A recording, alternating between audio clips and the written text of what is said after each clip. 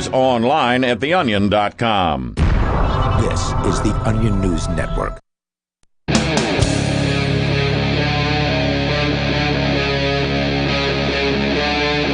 Free Talk Live.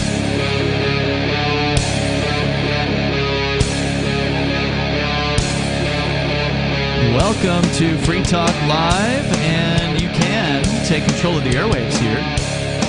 That's what we do.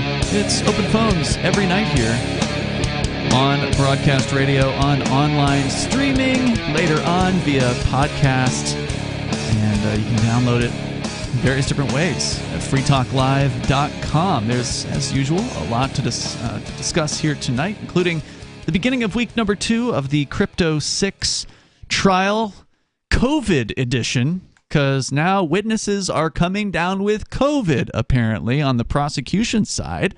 That's an interesting development. Yeah, apparently, I don't know, maybe there's it might be flu season, right? So, COVID is happening at that time, and or maybe people have the flu, but it's, testing as though it's Do you mean to COVID. suggest that the masks that people are wearing in this courtroom are somehow not magically working? protecting people from getting sick? Right, people were saying that today.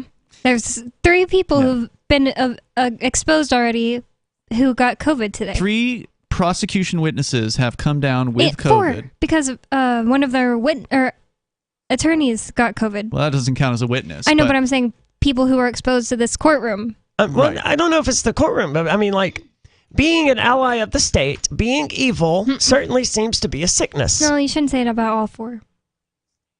I mean, they're witnesses for the devil. Not everybody who's a prosecution witness is a devil. Friends of ours have been prosecution witnesses. And I'm just saying this one is Renee. She got COVID. Yeah, and she's I didn't know. She's a friend. Renee's not the devil. At first, I didn't know if I wanted to say who got COVID because it's not my business, but I don't think it's basically state public secrets or anything. It's public knowledge at this point. So that was how the day started, because Renee, my ex-girlfriend, she was on the stand on Friday, and the prosecution hadn't quite wrapped up their questioning of her. There was maybe a few more pieces of evidence they were going to introduce, but you got to go home when you got to go home. Sure. And so she was expected to resume her testimony today, but that did not happen because she came down with COVID apparently over the weekend, and her attorney as well. Then maybe earlier, or at some point this morning, it was announced that 2 other witnesses, a couple of the elderly folks that they were going to call in. How will the cross-examining work in this case? Because presumably the prosecutors will be able to ask their remaining questions at some point. But, I mean, trials have a timeline, right? Correct, yeah. So as long as, if Renee gets better before the prosecution is done with their case, then she'll be put on later, right? She'll resume her testimony later. If she doesn't get better, could mean a mistrial. Yeah, that could be, because you have the right to cross-examine. Correct. Right. There's no way that it's going to just go on and the jury is going to deliberate without her getting cross-examined. In theory, aside from the mistrial, which is seems like a likely option if Renee continues to have COVID for beyond when the prosecution is supposed to rest their case, the only other way to avoid that... Well, the science says she has to quarantine for 2 weeks, and the trial isn't expected to last that long. That's what I've been saying. It's the prosecution, I heard them talking today, they were just talking in open public space where I was allowed to be, so I can say this. They were like, she has COVID? What? She needs to finish doing her thing. She needs to come here by Wednesday. They were pissed. Imagine the arrogance of that. As though God and the universe and nature and sickness can bow to the demands of the prosecutors. And I said, it was me, the prosecutors, and Calvin in the whole room. Maybe it's some other bureaucrats milling around. And I said out loud, I was like, imagine never standing up against the crazy...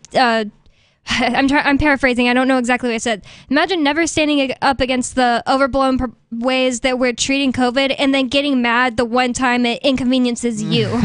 And Seth Ephraim's face was red. You can tell when he's mad. I think they still have to consult with the CDC rules to see what sort of rules they have to follow in this case. So it's kind of up in the air. In theory, they could maybe avoid a mistrial by kicking the can down the road, but that would mean holding the jury past Christmas, right? And they could also try that whole, we instruct the jury to disregard Renee's testimony entirely kind of thing. But I know how human beings Right. work. I think we would That's- call it for a mistrial at that Or- point anyway. I That will not absolutely work. would. You but, can't unring the bell. right, but that's it what said. judges and that's what the system is designed to do. The jury should strike that testimony from the stand But it's from the record or whatever. It's like that's not how people No. work. I could almost understand that if she had given a full testimony and was cross-examined, and then for some reason it needed to be just to ignore that, strike So- that from your memory, but not only one side. We can come back into Crypto 6 trial week 2, but we actually have a gentleman on the line who called in just before the show started, actually. So we're going to bring JG on the line. He's in Florida. Go ahead, JG. You're on the air on Free Talk Live. Good. How you geezers doing? What's on your mind tonight? All right, so I called in about the grooming last night, drag queen. The what? Grooming. Grooming. So, you heard me, man. I didn't Drag hear the queen show, though. So what story hour. happened? Yeah, so I called in about the drag queen story hour and how they're grooming kids. What's Oh, the okay. drag queen story hour? Which one, or is that just one thing? All right, so the drag queen story hour. Where? What Where is they this say. happening? Can you let me talk? Yeah, let him please? go. So they're saying that ultimately we suggest that drag pedagogy offers one model for learning, not simply about queer lives, but how to live queerly. So that's grooming right there. Well, can you Okay, define so grooming? They're admitting that they're grooming kids. What is grooming, sir? Come on, man! Don't. That's what I'm saying. That's why I'm No, not I really wanna taking. know. What- I want him to define the things he's talking about. What Yeah. is drag queen story hour? Well, Where we is know this what happening? Drag Queen Story Hour is. This where they bring drag queens I in to don't read know what it stories to is. children at like Whoa, libraries and stop- stuff. Stop trying to throw me off. You guys. Why know is what why grooming is it grooming? You called in to say it's grooming. I want to know what you mean. What's grooming? Dude, stop trying to throw me off. Dude, Okay, he's don't wanna asking have you a simple Do question, you want to have man. a conversation? Because I'm asking you to clarify something you said. Or are you just You here to give a genuinely- speech? You genuinely don't know what grooming is. Do you know? That's why I'm asking you. Can you define Do the I word know? that you're Dude, using? Do I know? I mean, I can go to the dictionary and I can find out what it means. Oh, you guys are jerk offs, man. Hey man, let me ask you a question. So when kids are taken to church by their parents, is that grooming? All right, you guys are trying to justify that. No. That's a simple question. We only asked you a question. Why are you asking me questions? Why are you, This is a conversation. Yeah, that's what happens in a conversation, sir, when someone makes an assertion. happens when- Let me put you on hold because you obviously don't want to have a conversation. But let me just explain for people who don't know how to have a conversation what it entails. When you're having a conversation with another person and they aren't sure what you're saying, a good listener will ask a question to clarify.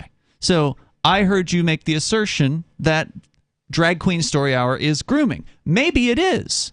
I don't really know what you mean when you say grooming. There is sort of a standard definition for grooming, and then there's what these ultra right-wing, whatever you want to call them, people on the internet are saying is grooming, which seems to be a much wider category. So I'm wondering what the actual definition, according to you, JG, grooming is. This is me being trying to have a conversation and giving you the chance to explain yourself on national radio. And I'm going to give you one more chance. Are you going to keep insulting us, or do you want to actually define the word? Are you guys going to keep playing games? Okay, goodbye. I tried, That's right? sad, man. I did I mean, try, right? Like multiple did, absolutely. times. Okay, since I know exactly what he meant by grooming, I'm just going to answer his stupid call. Mm-hmm. He says that telling kids learning how to live queerly is grooming them. I think Mm-hmm. it's like silly and maybe doesn't need to be like done. I think it's silly just because it's like, do people really need to learn how to have sex? No. Like it'll happen. You don't really need to, and it's not just sex. I mean, it's like it doesn't hurt to kind of like show somebody the ropes. And I mean, being taught that it's okay to be queer and this is Yeah. how you can exist without, bothering yourself or without hiding yourself doesn't necessarily mean, hey, you should have gay sex with your buddies. then right? There's it's a weird huge- title. It's just That's all. hey, it's okay to be yourself, and if you want to throw on some makeup and a dress, that's fine. Then You it see- should be about like just being proud of or being able to be who you are. Not live queerly. Like I don't know. Yeah. So I actually have the definition of grooming, and let's compare that to what these conservatives are caterwauling about on the internet for the last, year or however long it's been. Maybe it's been longer than that, but it's certainly been pretty big recently. where their definition just seems to be anyone doing something that with people that are younger than me that I don't like. More coming up. It's Free Talk Live. On Free Talk Live, we're bringing people to the ideas of liberty every day. From wrestling superstars like Glenn Jacobs. You guys really are having an impact, I believe. Like I said, a lot of where I am now is due to listening to Free Talk Live. You changed my mind on some very important issues years ago. To random people tuning in on the radio. I was kind of stuck in the left-right paradigm. I heard your show by chance on a Saturday night.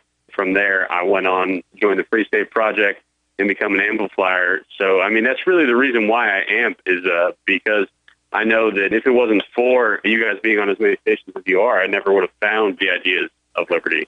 You can help more people hear the message of liberty by joining Free Talk Live's AMPS program on Patreon for as little as $5 a month. And you'll get access to special perks. Visit amps.freetalklive.com, amps.freetalklive.com.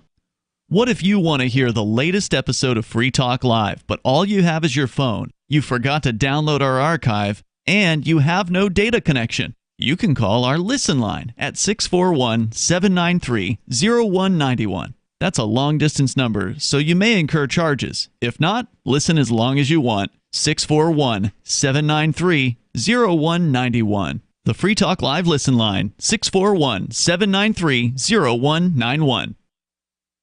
Do you feel like your nation, state, or community no longer holds your values? Have you dreamt of a place where people agree that liberty is important and are free to pursue their projects so long as they respect the property of others? There are many people just like you that are discovering freeprivatecities.com. Their social media links are at the upper right of the page at freeprivatecities.com. All skill levels will be needed when the first of the Free Private Cities opens. It's sooner than you think. Stop arguing and build. freeprivatecities.com. The Free State Project has reached its goal of 20,000 liberty lovers who've pledged to move to New Hampshire and get active to achieve liberty in our lifetime. Perhaps you're trying to figure out what part of New Hampshire should be your destination. If so, consider Keene. You'll find more than 150 reasons to move to Keene at move.freekeene.com. Keene is famous for its historic, publicity-generating activism, as well as being the liberty media capital of the world. It's home to freekeene.com, New Hampshire's destination for liberty activism, news, and opinion. For years, we've been compiling over 150 reasons to move to Keene at move.freekeene.com, where you'll learn about some of what's happening here and what makes Keene a great place to live. If you love liberty, you'll probably enjoy anywhere you end up in the Shire. But do your due diligence first. Please visit move.freekeene.com for the full list of over 150 reasons to move to Keene. That's move.freekeene.com. Tired of cancel culture? Sick of mega tech corporations holding an axe over your head? Join the LRN.FM Matrix chat server. It's self-hosted, so no one else can tell us what to do or say. Don't like the existing channels? You can make your own. You can even connect into some of our channels from other Matrix servers. It's federated. For the full LRN.FM Matrix experience, though, you should join our server via the step-by-step instructions at chat.lrn.fm. chat.lrn.fm. I'm crazy about My Magic Mud. This is the most important oral care product created this millennium, and I'm not kidding. We all have different opinions on politics and issues, but we all have mouths. And I want yours to be as clean as possible, with teeth as bright as they were meant to be. I will never be without My Magic Mud. It's a little surprising, but man, does it work. If you only listen to one thing I say ever, go to mymagicmud.com and get 20% off with code FTL. mymagicmud.com, code FTL. You can stick it to the man and big tech. Join our FTL social mastodon at social.freetalklive.com.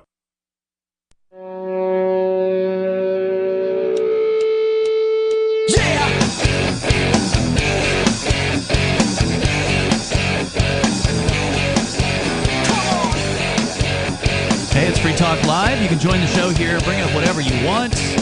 The number here is 603-283-6160. That's 603-283-6160. We're going to get back into some updates from the very interesting day in court for Crypto 6 trial day number 5, the beginning of the second week, It's COVID been edition. really crazy. Like, I don't really have like any patience for calls like that, JG guy. That's why I wasn't being a very good host. I just don't give a crap what he thinks.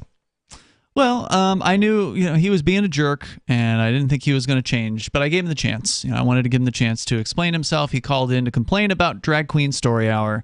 And of course, we've covered this this topic here on Free Talk Live. It's one of the most watched, if not the most watched clip on our TikTok channel. Oh, it's by far the most watched clip. Which you can see over at tiktok.freetalklive.com, and that is, by the way, kind of a new thing. You can enjoy that over at, once again, that's tiktok.freetalklive.com. It really makes me sad. I mean, if someone genuinely has these positions, that they're anti-drag queens and anti-drag queen story hour, just whatever, in whatever capacity, I'd love to have a genuine conversation with them, but they have to be able to, as you pointed out, they have to be able to listen and answer questions. And you can be as hostile as you want as long as you keep it FCC friendly. I don't care. You can hate me and hate drag queens all you want. I don't care, but have a conversation with us. Yeah. I know I'm not going to change your mind and you're not going to change my mind, but there are listeners out there whose minds could be changed by this dialogue. Well, the right now has a racist. The left's racist is the right's groomer. They finally have it, and they're using Meaning it. they overuse this term, right? They're like, I can shut down any conversation by calling a leftist a groomer. Finally, we have a racist. Right, so that's a good point, right? So, like, people use the term racist where it doesn't apply. If you make a statement... If you said you didn't vote for Obama, you were racist in 2008. Or if you make a statement about a certain quote-unquote race or a group of people that is a stereotype, that is being accused of nowadays as racism, when it's not a racist thing to say, per se, that, black people on average can jump higher or whatever, right? Like, I mean, I'm from Mississippi, and I can tell you that, black people on average like hot sauce, right? Yeah. That's not racism. That's not racist. Just an observation. Right. If you, I however, like hot sauce too. If you say that black people are inferior because of a thing, or some other race is superior because of a thing, that's a racist statement. So the term racist has been getting applied all over the place, and now we're seeing it with groomer. You make a good point here, Bonnie. But let me give you the dictionary definition of groomer, which is what this guy refused to do. He just simply refused to define a term that he was asserting a thing was grooming. The Drag Queen Story Hour. Which I'm not even positive that Drag Queen Story Hour is like some name of a thing that keeps happening, or it's a thing. Yeah, it's happening at it's like libraries, right? Like, so a library. Is this an entity? Is this like No, it's just are a they thing all the that same happens. one, or like why are they all naming it the same thing? Like that's why I wanted to know where was This this? is just like story hour at the library, except it's being bring a headed by drag queen in, queens. and they read a story to some kids. So then he shouldn't just be calling it Drag Queen Story Hour. He should be calling it at a Drag Queen Story Hour. See what I'm saying? Like he's making it sound like it's Whatever. some entity. I mean, it's getting semantic here. It doesn't matter. But the point is, with a Drag Queen Story Hour, what happens? Parents, I presume, bring their kids to the library, because this is intended for children, right? Like, this isn't for teenagers. It's for children, right? So teenagers of any capacity aren't going to story hour at the library. No. So it's parents bringing their children to the library because they can't drive themselves there. So presumably the parents are accompanying their children to the library to see this Drag Queen Story Hour. And so the whole idea that the parents themselves are grooming their children. Let me give you the definition of grooming. So here it is. An act or instance of engaging in behaviors or practices intended to gradually condition or emotionally manipulate a victim over time, as through friendship, gifts, flattery, etc., in order to entrap the person in a sexually abusive or predatory relationship.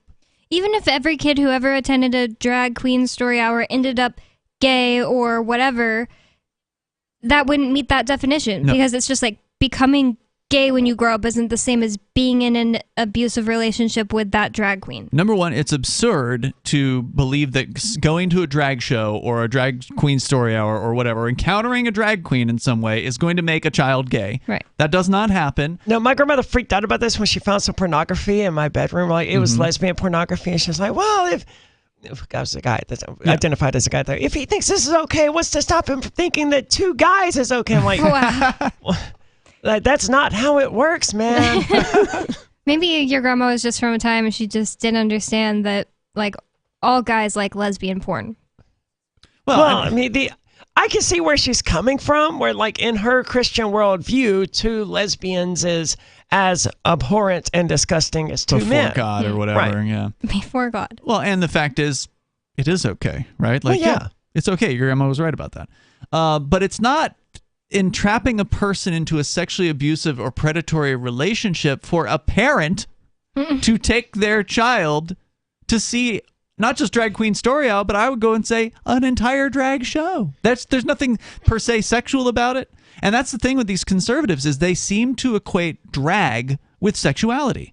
Yeah, and I don't understand that at all because it just sort of suggests, as you pointed out, that none of these people have actually gone to a drag show. Way. All they've seen is some of the worst clips on libs of TikTok or whatever, things getting shared around, conservative media, all this alarmism about drag queens, and it's just absolutely ridiculous. The idea that a parent could even possibly groom their own child is pretty ridiculous. That's not Well, I grooming. mean, they could in a totally different environment. Like if your dad was wanting to do gross things to you and was that would just be straight up sexual abuse, though, right? Like you don't. Yeah, but that would I mean, actually fall under grooming. Like he was trying to make you do things that eventually, when you got older, you would think, "Oh, this is just okay because I grew up doing this." That's what grooming is, and that's sick, and that's nothing like taking your kid to an entertainment. It's got nothing to do with the drag queen, but that's what I'm saying. That's what the conservatives don't understand. Is that drag queen is drag queening or whatever it's called. It's entertainment. It's just like taking your kids to the movie. Just like not all movies are appropriate for kids, neither are all drag shows. Just because your kid is okay to go see the Lion King remake at the movie theater doesn't mean you should take them to go see Showgirls or whatever at the movie theater. These are no one should see Showgirls. It's supposedly a terrible movie. I don't know. I've never seen it, but it sounds raunchy, and these are 2 hugely different types of entertainment, and they're both movies, right? They're just like, they're both drag shows, yes, but there's huge difference. One is designed for kids, and one is designed for adults. Well, plus, even if there's a family, let's say there are some more liberal-leaning families that are more liberal when it comes to sexual education of their children, right? Like they're open with talking to their kids about sex, for instance. That would be a good thing, I would argue. I think that is a good thing, honestly. They don't force their kids to not see sex scenes in movies and things like that, right? Like I grew up in a family where I was forced not to see those things. My family would send me down the hall. What did it make me want? I wanted to see the scenes even more, right? Like it made me even more curious about what was going on. So maybe there are some families that are like that. To call that grooming, right? I've known people ridiculous. like that my entire life, and it wasn't so weird. It's just like I grew up seriously at the tail end before things got crazy politicized. Like my friend's parents had a picture of a nude woman in their living room, and me and my siblings were always like, "Oh God, that's crazy," but it was just normal to them. Yeah, the mom it's was just German. being open about nudity. It's being open about sexuality, and to these conservatives, anything about sexuality is grooming to them. It must suck to live that repressed of a life. Yeah, that's what this is coming from. Anyway, there's more coming up here. You can join the show. It is Free Talk Live. Membership has its privileges. I'm Holland Cook with Inflation Hacks. Are you a AAA member? Nice to have, just in case, but think beyond breakdowns and dead batteries. At AAA.com, you can peruse discounts on tickets to concerts, games, and movies and amusement parks, including Disney World and Universal. When you book a hotel room, look for a special rate. And keep scrolling for Office Max and Office Depot and Omaha Steaks, and lots of restaurants have member discounts too. Ditto AARP, whose members also find air travel and cruise deals and tour packages. It won't take long to recoup your $16 annual dues. And while the American Association of Retired Persons is dedicated to people over 50, there is no minimum age to join. How are you coping? Post your inflation hacks at andyoucanquoteme.com. From Feature Story News in Washington, I'm Nick Harper. Belgian prosecutors have charged 4 people with money laundering and corruption as part of a bribery probe linked to a Gulf country, widely reported to be Qatar. One of those arrested is Vice President of the European Parliament, Eva Kaili, who's been suspended amid investigations. The Qatari government says it categorically rejects the accusations. In a speech to lawmakers, European Parliament President Roberta Metsola said the institution was under attack and vowed to beef up transparency measures. Those responsible will find this Parliament on the side of the law. There will be no sweeping under the carpet. We will launch an internal investigation to look at all the facts related to the Parliament. A Libyan man accused of making the bomb which killed 270 people in the 1988 Lockerbie disaster is appearing in a US court. Over the weekend, American officials confirmed that Abu Aguila Mohammed Masoud Kir al-Marini was in US custody. The bombing killed all 259 passengers and crew on the flight, along with another 11 people who were killed in the town of Lockerbie by falling wreckage. Twitter says it's relaunching its Twitter Blue subscription service, offering users a blue checkmark in exchange for a monthly fee. The company shelved its first attempt last month after it descended into chaos. FSN Silicon Valley correspondent Ira Spitzer has more. Twitter's new owner, Elon Musk, is hoping for a smoother rollout of Twitter Blue this time, which the company says will cost $8 a month on a web browser or $11 through Apple's iOS. That gets users a blue checkmark next to their name, as well as the ability to edit tweets and upload high-quality video. Last month, the introduction of the subscription service quickly led to a flood of fake accounts, with people paying for the checkmark and then impersonating brands and celebrities, causing Twitter to shut it down after just 2 days. The Golden Globe nominations are out, with Avatar: The Way of Water, Top Gun: Maverick and Elvis among those nominated for Best Drama Film. As FSN's Jody Jacobs reports. The annual honours of the Golden Globes are returning to television next month, following a tainted few years. Back in 2021, a Los Angeles Times investigation found the organization had no black members. Tom Cruise even returned his 3 Golden Globe statues in protest, and the ceremony was dropped by NBC. So after making some reforms, the Globes are back. The Avatar and Top Gun sequels are both up for Best Motion Picture in the drama category. Cate Blanchett is nominated for Best Drama Actress alongside Viola Davis in The Woman King. On the Best Drama Actor list as the Whale star Brandon Fraser, Austin Butler for his portrayal of rock music legend Elvis Presley, and Daniel Craig for Glass Onion. From Bureaus Worldwide, this is FSN. Don't miss a moment of Free Talk Live. Get our archives daily via our podcast at feeds.freetalklive.com.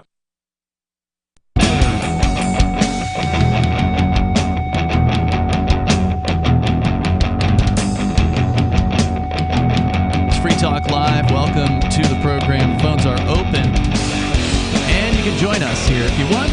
You can bring up anything. The number is 603-283-6160. That's 603-283-6160. And we know, and you should know, that government schooling is a failed institution. 1 out of 5 graduates are functionally illiterate. 75% of high school students in government school are unhappy. 63% are disengaged. And according to the CDC, 19% of them are considering suicide. Government school is really that bad. What do? Well, you get your kids out, number one.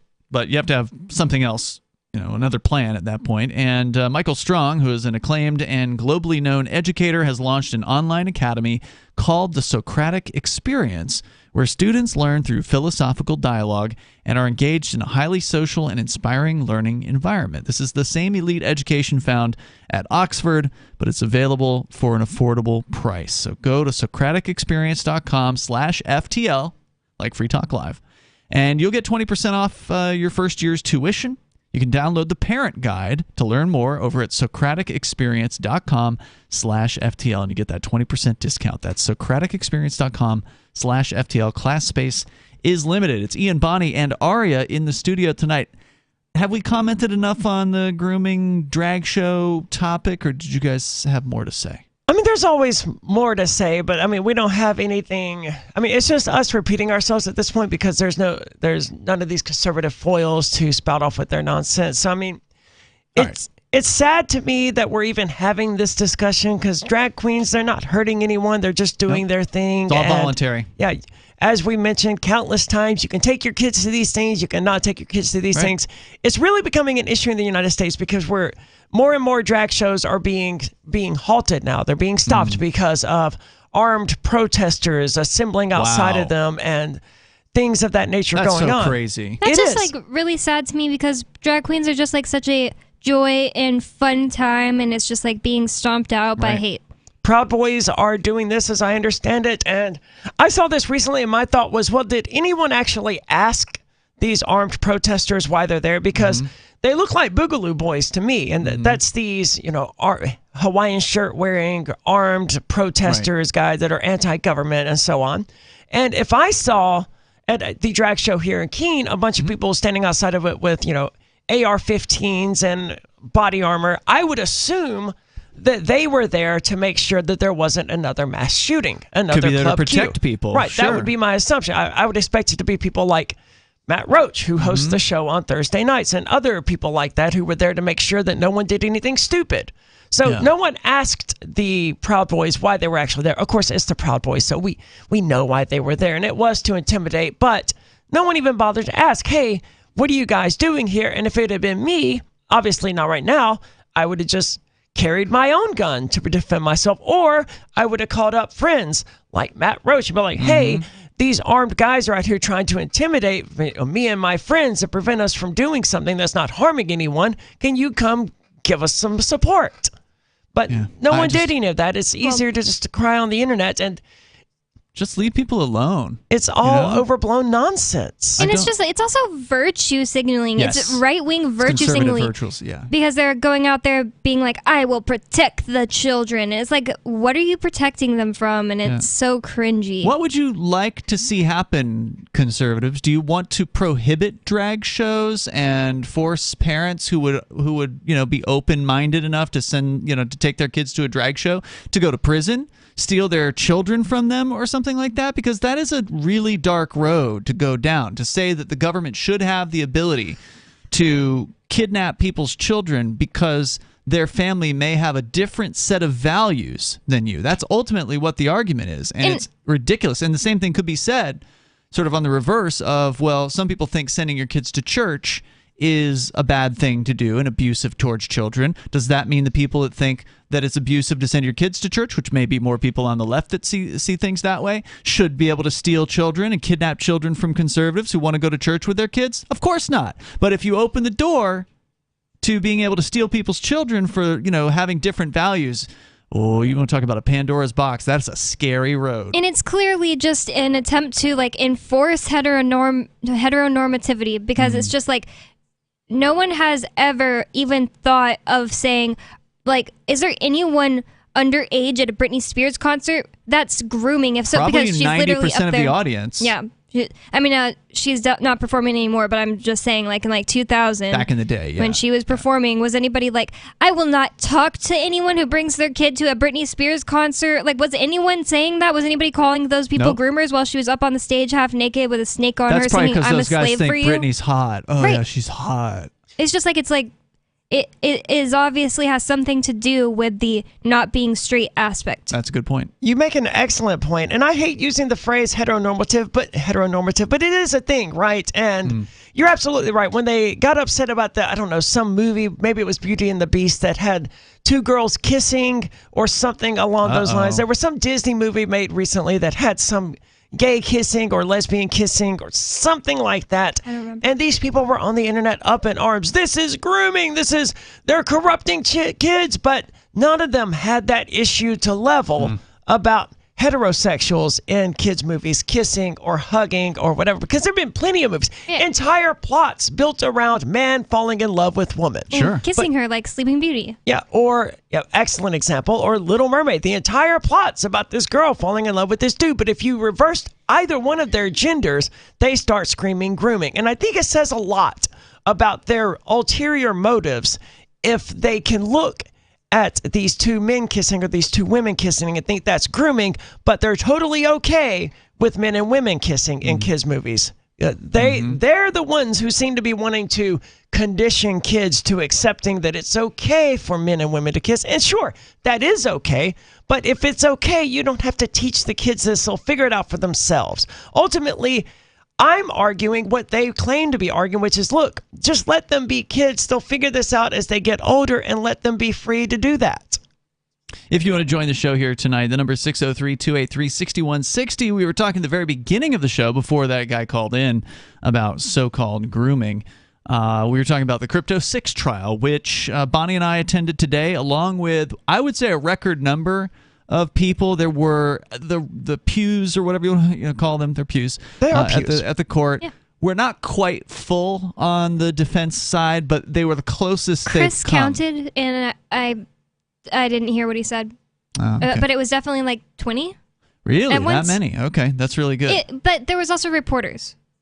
Okay, But they're there for. You can't tell the difference if you're on the, if you're on the jury's side, you can't tell who's who per se. Generally, you would think government supporters sit on the right and defense supporters sit on the left. It's curious. Right? Yeah. Well, it's because the sides are clear, right? You're in court, right? Like you're. Oh yeah, the prosecutors are on the right side. Yeah, it's a game, and your life hangs in the balance. Oh, and they don't like when you go sit behind them. And breathe you want to loudly. talk about that? Well, the head FBI agent in charge of this entire case, her name is Catherine Thibault. The one who lied about you. She lied about not knowing me, and it made sense in the Not knowing who you were. yeah. It was a lie. Like I'm the only one that can really say for sure it was a lie. It's not like I have receipts, but she walked up to me during the raid and said, Ian Freeman's girlfriend, Bonnie Cruz, and then she denied knowing that anyone else lived in the house. And under oath, she denied it. She lied. I know that she lied. And anyways, so she had a little minion with her all day, like she looked like Caroline from SBF. I don't know what any of that means. SBF is Sam Bankman Fraud. He was the guy from Freed. FTX. She looked a little bit like that girl. Very like young. who?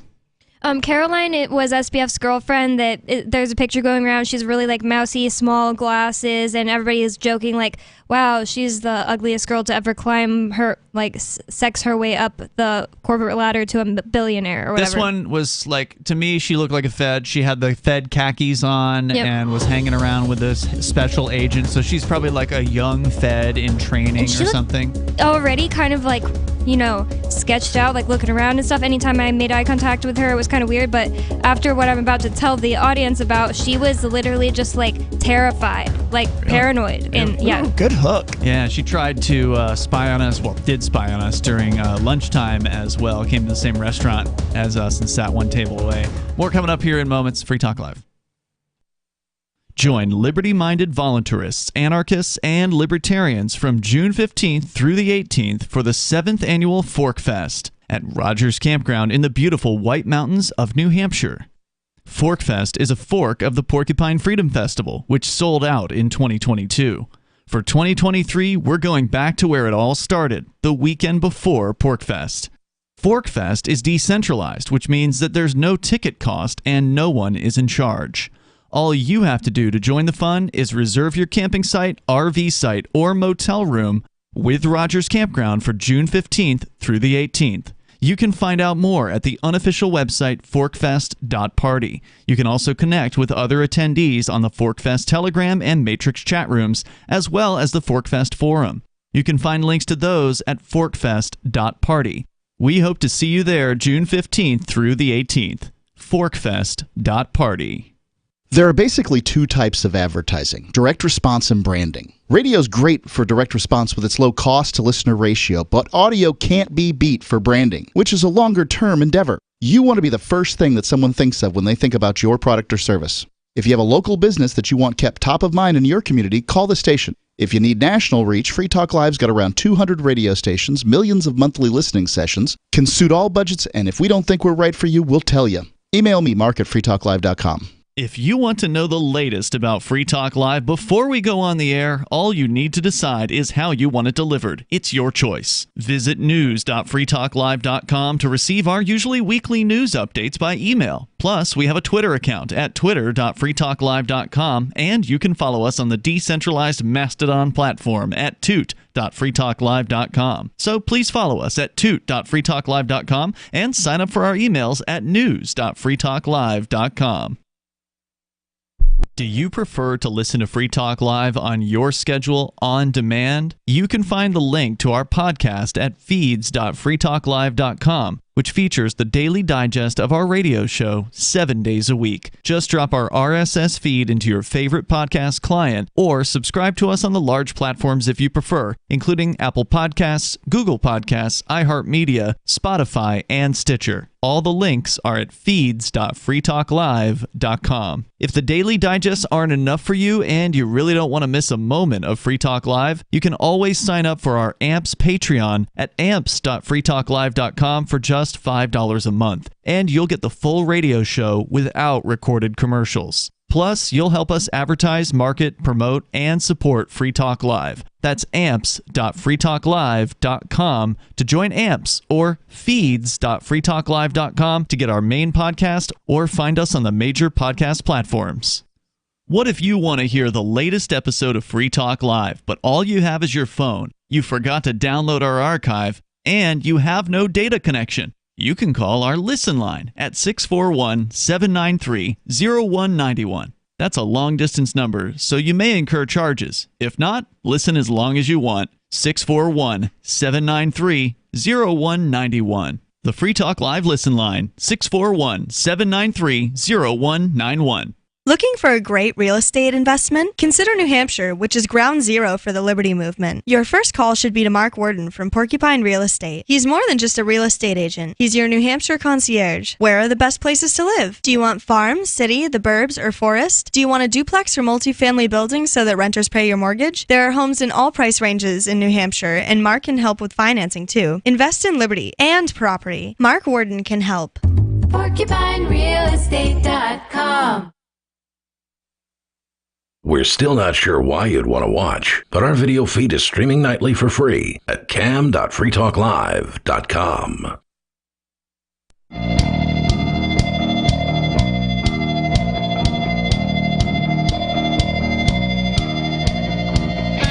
This is Free Talk Live. You can take control of the airwaves here. You can bring up whatever you want. We are talking about today's Crypto 6 trial developments. We've just kind of been... haven't gotten into the meat of it yet, but there's all kinds of interesting things that have been happening there.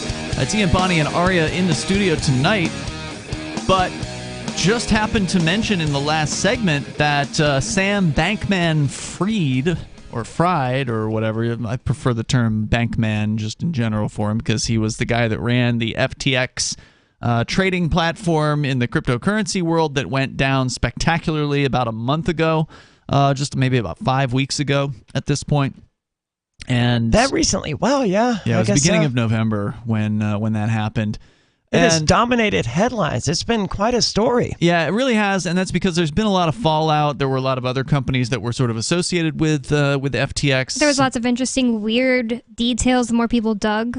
Yeah, it was a really strange situation, and a lot of people could not understand why he had not yet been arrested, given that there's literally billions of dollars that he essentially stole from people and used for his own purposes. Not to mention the hacking that was going on right before they collapsed. Yeah, well, it was actually right at the collapse had already happened, and then they filed for bankruptcy, and then they were hacked immediately after the bankruptcy. And all their crypto just happened to be stolen. Yeah, pretty much. That's the way that happened. Shady. The government is like, oh, that seems totally normal. That happened to the Pentagon right before 9/11. We know how that goes. But now he has been arrested, so we just happened to bring him up earlier in the last segment. And I didn't know he was a U.S. citizen, or I didn't think his company was subject to the U.S. Why the hell was he in the U.S. with all of this going on? He was in the Bahamas. But he's a citizen, right? His parents His are parents professors live here. Yeah, they live here. So if he had any sense, he would have been in Russia or Taiwan or somewhere. He had time to get there, but no, he stuck it out in the Bahamas and now is under arrest. Bahamian so-called authorities have arrested him, and he's expected to be extradited to the United States. So that's where that one stands right now. They have not yet unsealed the indictment against him. That's expected sometime in the morning. So this is breaking news. The news has just come out within the last hour. So there you go. There's the update on Bankman. As I commented recently, I appeared on a show called Coin Fugazi. He interviewed me right before the trial started, and that episode was just released a few days ago. As I commented, I don't think that it's going to be justice to put Bankman in prison. No. Right? Like, I don't think that's the solution So here. people get more dollars stolen from them? Right. Then taxpayers are forced to pay for his room and board for 30 years or however long he ends up going and no away. one gets their money back. And who knows? He may end up just getting a plea deal and doing, a few years probation when all this is said and done, because he certainly has plenty of political connections, right? This guy's paid millions of dollars, dozens of millions. I think he gave $40 million to the Biden campaign or something. He did the same to Republicans, too, it turns out. He gave a lot of money to them, too. But I'm of the opinion that justice can never be attained by putting people in prison or using any sort of retribution methods. Once something is done, it can't be undone. And I understand the desire to make people pay or give some sort of retribution. People always want some sort of skin. They want some kind of blood out of someone, and it just doesn't make things. It doesn't make you whole, right? I'm convinced it never can. Right.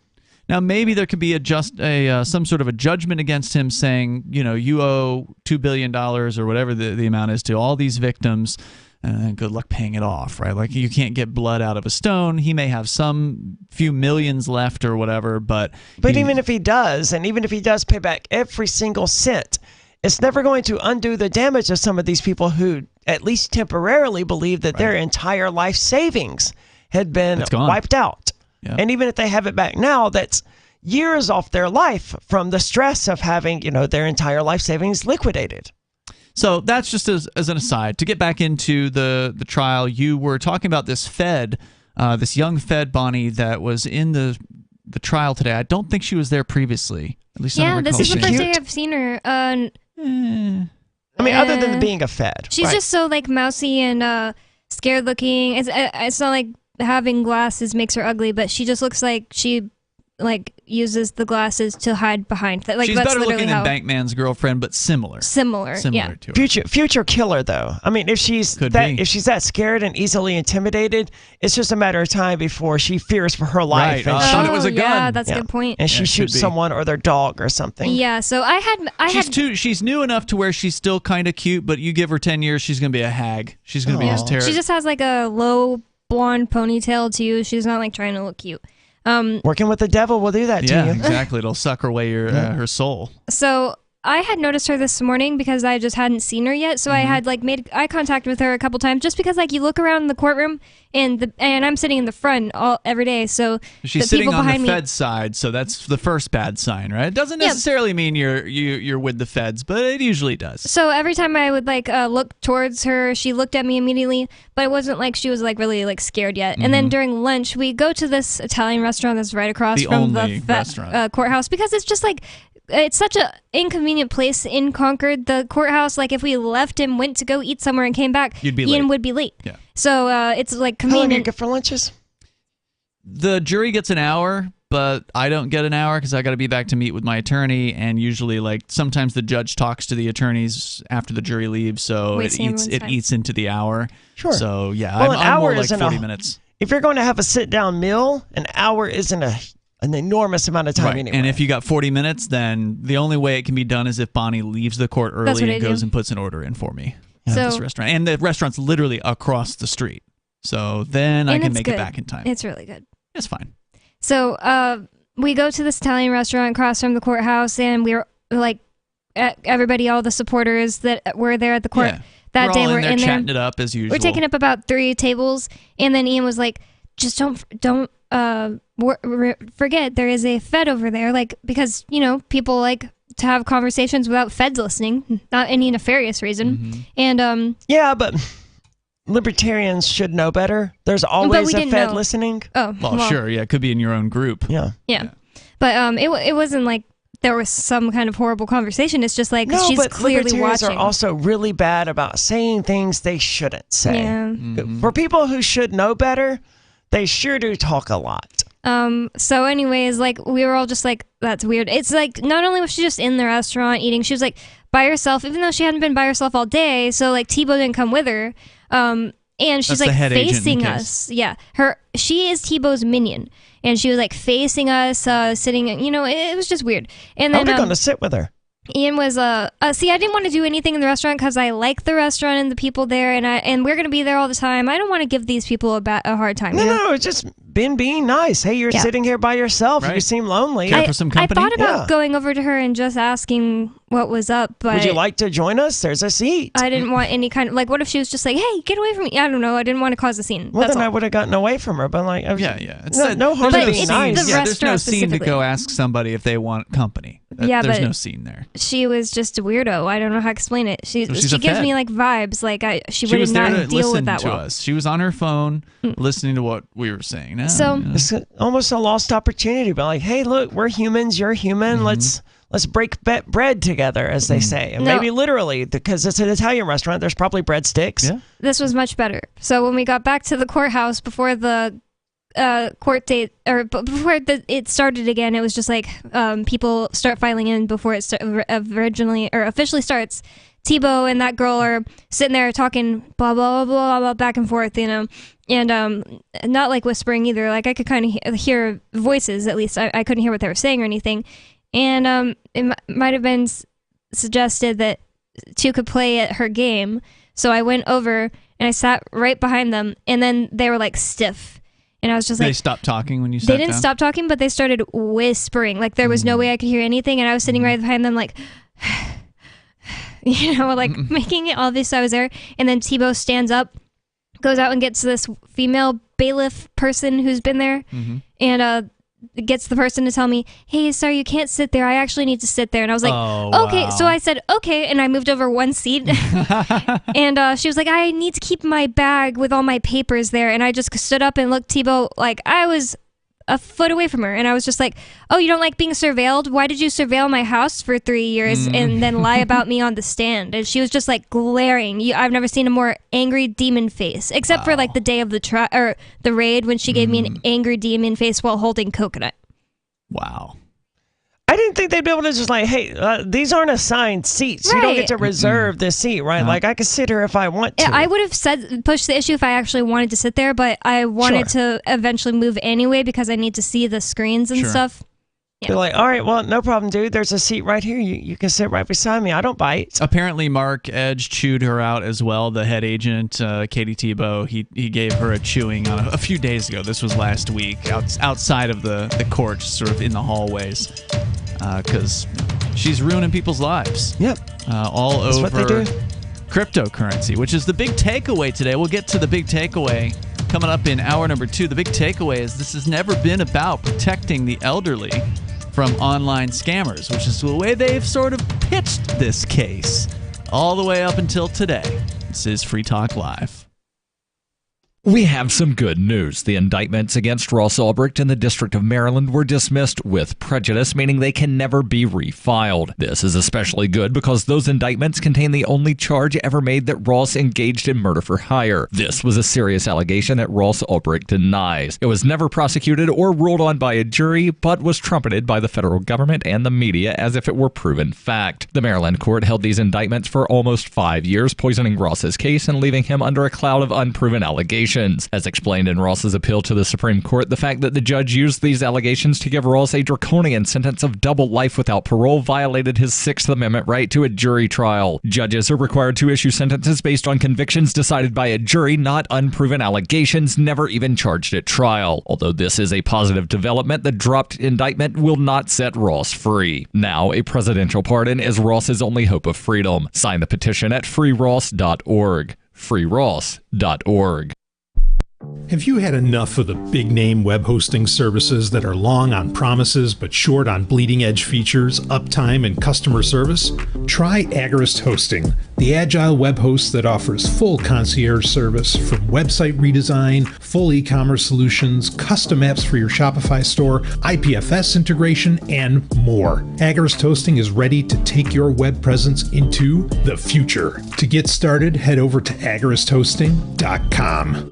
Tired of cancel culture? Sick of mega tech corporations holding an axe over your head? Join the LRN.FM Matrix chat server. It's self-hosted, so no one else can tell us what to do or say. Don't like the existing channels? You can make your own. You can even connect into some of our channels from other Matrix servers. It's federated. For the full LRN.FM Matrix experience, though, you should join our server via the step-by-step instructions at chat.lrn.fm.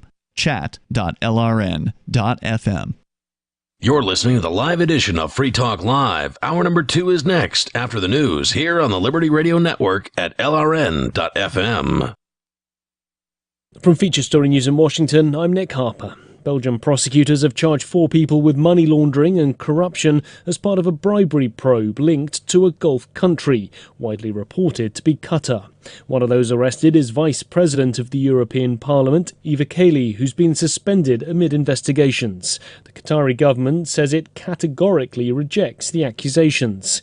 In a speech to lawmakers, European Parliament President Roberta Metsola said the institution was under attack and vowed to beef up transparency measures. Those responsible will find this Parliament on the side of the law. There will be no sweeping under the carpet. We will launch an internal investigation to look at all the facts related to the Parliament. A Libyan man accused of making the bomb which killed 270 people in the 1988 Lockerbie disaster is appearing in a US court. Over the weekend, American officials confirmed that Abu Aguila Mohammed Masoud Kir al-Marini was in US custody. The bombing killed all 259 passengers and crew on the flight, along with another 11 people who were killed in the town of Lockerbie by falling wreckage. Twitter says it's relaunching its Twitter Blue subscription service, offering users a blue checkmark in exchange for a monthly fee. The company shelved its first attempt last month after it descended into chaos. FSN Silicon Valley correspondent Ira Spitzer has more. Twitter's new owner, Elon Musk, is hoping for a smoother rollout of Twitter Blue this time, which the company says will cost $8 a month on a web browser or $11 through Apple's iOS. That gets users a blue checkmark next to their name, as well as the ability to edit tweets and upload high-quality video. Last month, the introduction of the subscription service quickly led to a flood of fake accounts, with people paying for the checkmark and then impersonating brands and celebrities, causing Twitter to shut it down after just 2 days. The Golden Globe nominations are out, with Avatar: The Way of Water, Top Gun: Maverick and Elvis among those nominated for Best Drama Film, as FSN's Jody Jacobs reports. The annual honours of the Golden Globes are returning to television next month, following a tainted few years. Back in 2021, a Los Angeles Times investigation found the organization had no black members. Tom Cruise even returned his 3 Golden Globe statues in protest, and the ceremony was dropped by NBC. So after making some reforms, the Globes are back. The Avatar and Top Gun sequels are both up for Best Motion Picture in the drama category. Cate Blanchett is nominated for Best Drama Actress alongside Viola Davis in The Woman King. On the Best Drama Actor list as The Whale star Brandon Fraser, Austin Butler for his portrayal of rock music legend Elvis Presley, and Daniel Craig for Glass Onion. From Bureaus Worldwide, this is FSN. With FSN Spotlight, I'm Simon Marks, looking in more depth today at the US-Africa Summit that is being hosted by the Biden White House later this week. The White House is poised to endorse proposals for the African Union formally to become a member of the G20, an initiative floated by the presidents of South Africa and Senegal. But while the White House has, in the run-up to the summit, released a new strategy stressing the region's importance, analyst Jim Lindsay with the US-based Council on Foreign Relations says it's not clear that this week's wooing of African leaders will amount to very much. Whether that wooing is going to succeed is a very big question mark. One obvious area for action would be trade. 55 African countries just formed the African Continental Free Trade Area, the largest free trade area in the world by the number of members, but Biden shows no interest in pursuing trade deals. One odd thing about the summit is that U.S. officials say that Biden will not hold one-on-one meetings with any African leader. The rationale is that too many leaders are in town, and meeting with some and not others would create hard feelings. So the administration seems to be acting on the principle that if we cannot make everyone happy, We will make no one happy. And he argues that's a missed opportunity for a Biden White House that has spoken of the summit as an effort to amplify African voices in international conversations. With FSN Spotlight, I'm Simon Marks. And the main news again, Belgian prosecutors have charged 4 people with money laundering and corruption as part of a bribery probe at the European Parliament. A Libyan man accused of making the bomb which killed 270 people in the 1988 Lockerbie disaster is appearing in a US court. And Twitter is relaunching its Blue subscription tick service, offering users a checkmark in exchange for a monthly fee. There's more from us on Twitter at Feature Story. That's Feature Story News. Nick Harper reporting. Right now, it's looking like tonight's record $500 million Powerball drawing could be cancelled, as embarrassed lottery officials have admitted they lost the balls. Douglas Bronstein, deputy director of the Multi-State Lottery Association, addressed the press moments ago. We have a quote. "We know how important the balls are to a successful drawing. I saw them the other day, and I'm sure they'll turn up somewhere." Bronstein says it's usually marketing director Ben Callahan's job to keep an eye on the balls, but when reached for comment, Callahan said he just sits next to the balls. It's not his job to know where they are every second of every day. According to Bronstein, it's crucial they find the balls before tonight's drawing. Quote, "We'd love to use different balls, but these ones have the numbers on them." Bronstein added that once they figure out where the balls are, they promise to keep them in some sort of case instead of just lying around the office. When we return, we'll meet some of the undeterred Powerball superfans who are camping out before the big drawing dressed as their favorite numbers. This is the Onion News Network.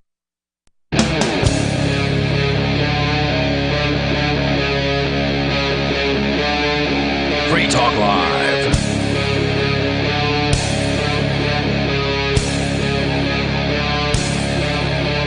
It is Free Talk Live, and you can bring up anything you want here. The number is 603-283-6160 as we kick off the second hour of the program. Joining you tonight, it's Ian. It's Bonnie. And Aria. We're talking about the developments in today's Crypto 6 trial, week number 2, day 1 of week 2, day 5 overall. COVID edition, because now some of the prosecutors' witnesses are coming down with COVID, apparently. 2 of them are probably just going to be dismissed from the case entirely, it looks like, perhaps. Wow. It's not going to make or break probably the prosecution's case to lose a couple of their the old ladies that would have been testifying. But we did finally see some of the elderly folks who were sadly victimized by online scammers. They did take the stand today for the first time. Up until this point, it's been mostly federal agents with a couple of our friends that had been forced under threat of violence to testify, including Chris and Colleen. Chris Reitman, former co-host here on Free Talk Live and one of the co-founders of the Bitcoin Embassy. You say scammed online, but not by you or anyone in this room, or, in fact, as far as I can tell, not from anyone in New Hampshire. Yeah, as far as I know. I mean, obviously, we don't know anything about who these scam artists are, and neither... Except the ones that you have the passports for because you kept records and the government didn't go after those people. Yeah, we don't know about per se. Well, I don't think the scammers themselves ever ID'd, did they? Well, there was a couple of times when... I guess that's true. I don't know for sure that those were scammers. Those aren't another man in the middle. Yeah, so we don't know for sure. There were a couple of instances where there was a guy in Africa who was... openly trying to buy Bitcoin and trying to use a friend of his in the United States to sort of deposit his money for him. But the feds have never investigated him. And what we learned today was that despite these elderly folks being taken advantage of by online scammers, and it's just absolutely terrible stories of people losing... Yeah, that's freaking tragic. I mean, we've talked to some of these people before, and it's absolutely horrifying what some of them have gone through. We had one of them on the air for 3 hours. We did an entire show with one of these scam victims back in December of 2020, a guy named Ronald from California. And the one that went today was even more heartbreaking to me because he was just saying... There were 3 of them. Russell. Okay, he was saying like his wife had died, and then like the next year... COVID happened, and he said it was just making him extremely anxious and lonely, and that's why he joins just like ourtime.com. Apparently it's an elderly dating site. But for elderly people. Yeah. Man, you got to be careful with these dating sites. I don't care how old you are, how young you are. They're crawling with scammers. People need to seriously talk to their grandparents about scams. Seriously. Yeah. So well, it's not necessarily a grandparent thing, right? I've used younger countless people can- dating apps, and there's always like every single day I get a message from someone wanting to be my sugar daddy or my sugar mama or whatever. And anyone who is out there and lonely could very easily fall for any of this. And it's like, okay, sure, I'll send you the collateral or whatever, as long as you're going to come here and make me happy. Because a lot of these people, they're not looking for sugar daddies, and neither am I, obviously, but I'm younger, so that's what people assume that a younger possible scam victim is looking for. But they're just looking for romance or to not feel so lonely when they go to bed at night. You can't blame anybody for wanting attention. It's what humans really, really want. But so anyway, the big takeaway from today, I think, is that through the Fed's own witnesses, through two of these elderly folks who are up there on the stand today, it is now proven beyond a shadow of a doubt that the federal government does not give a damn about these elderly people being taken advantage of.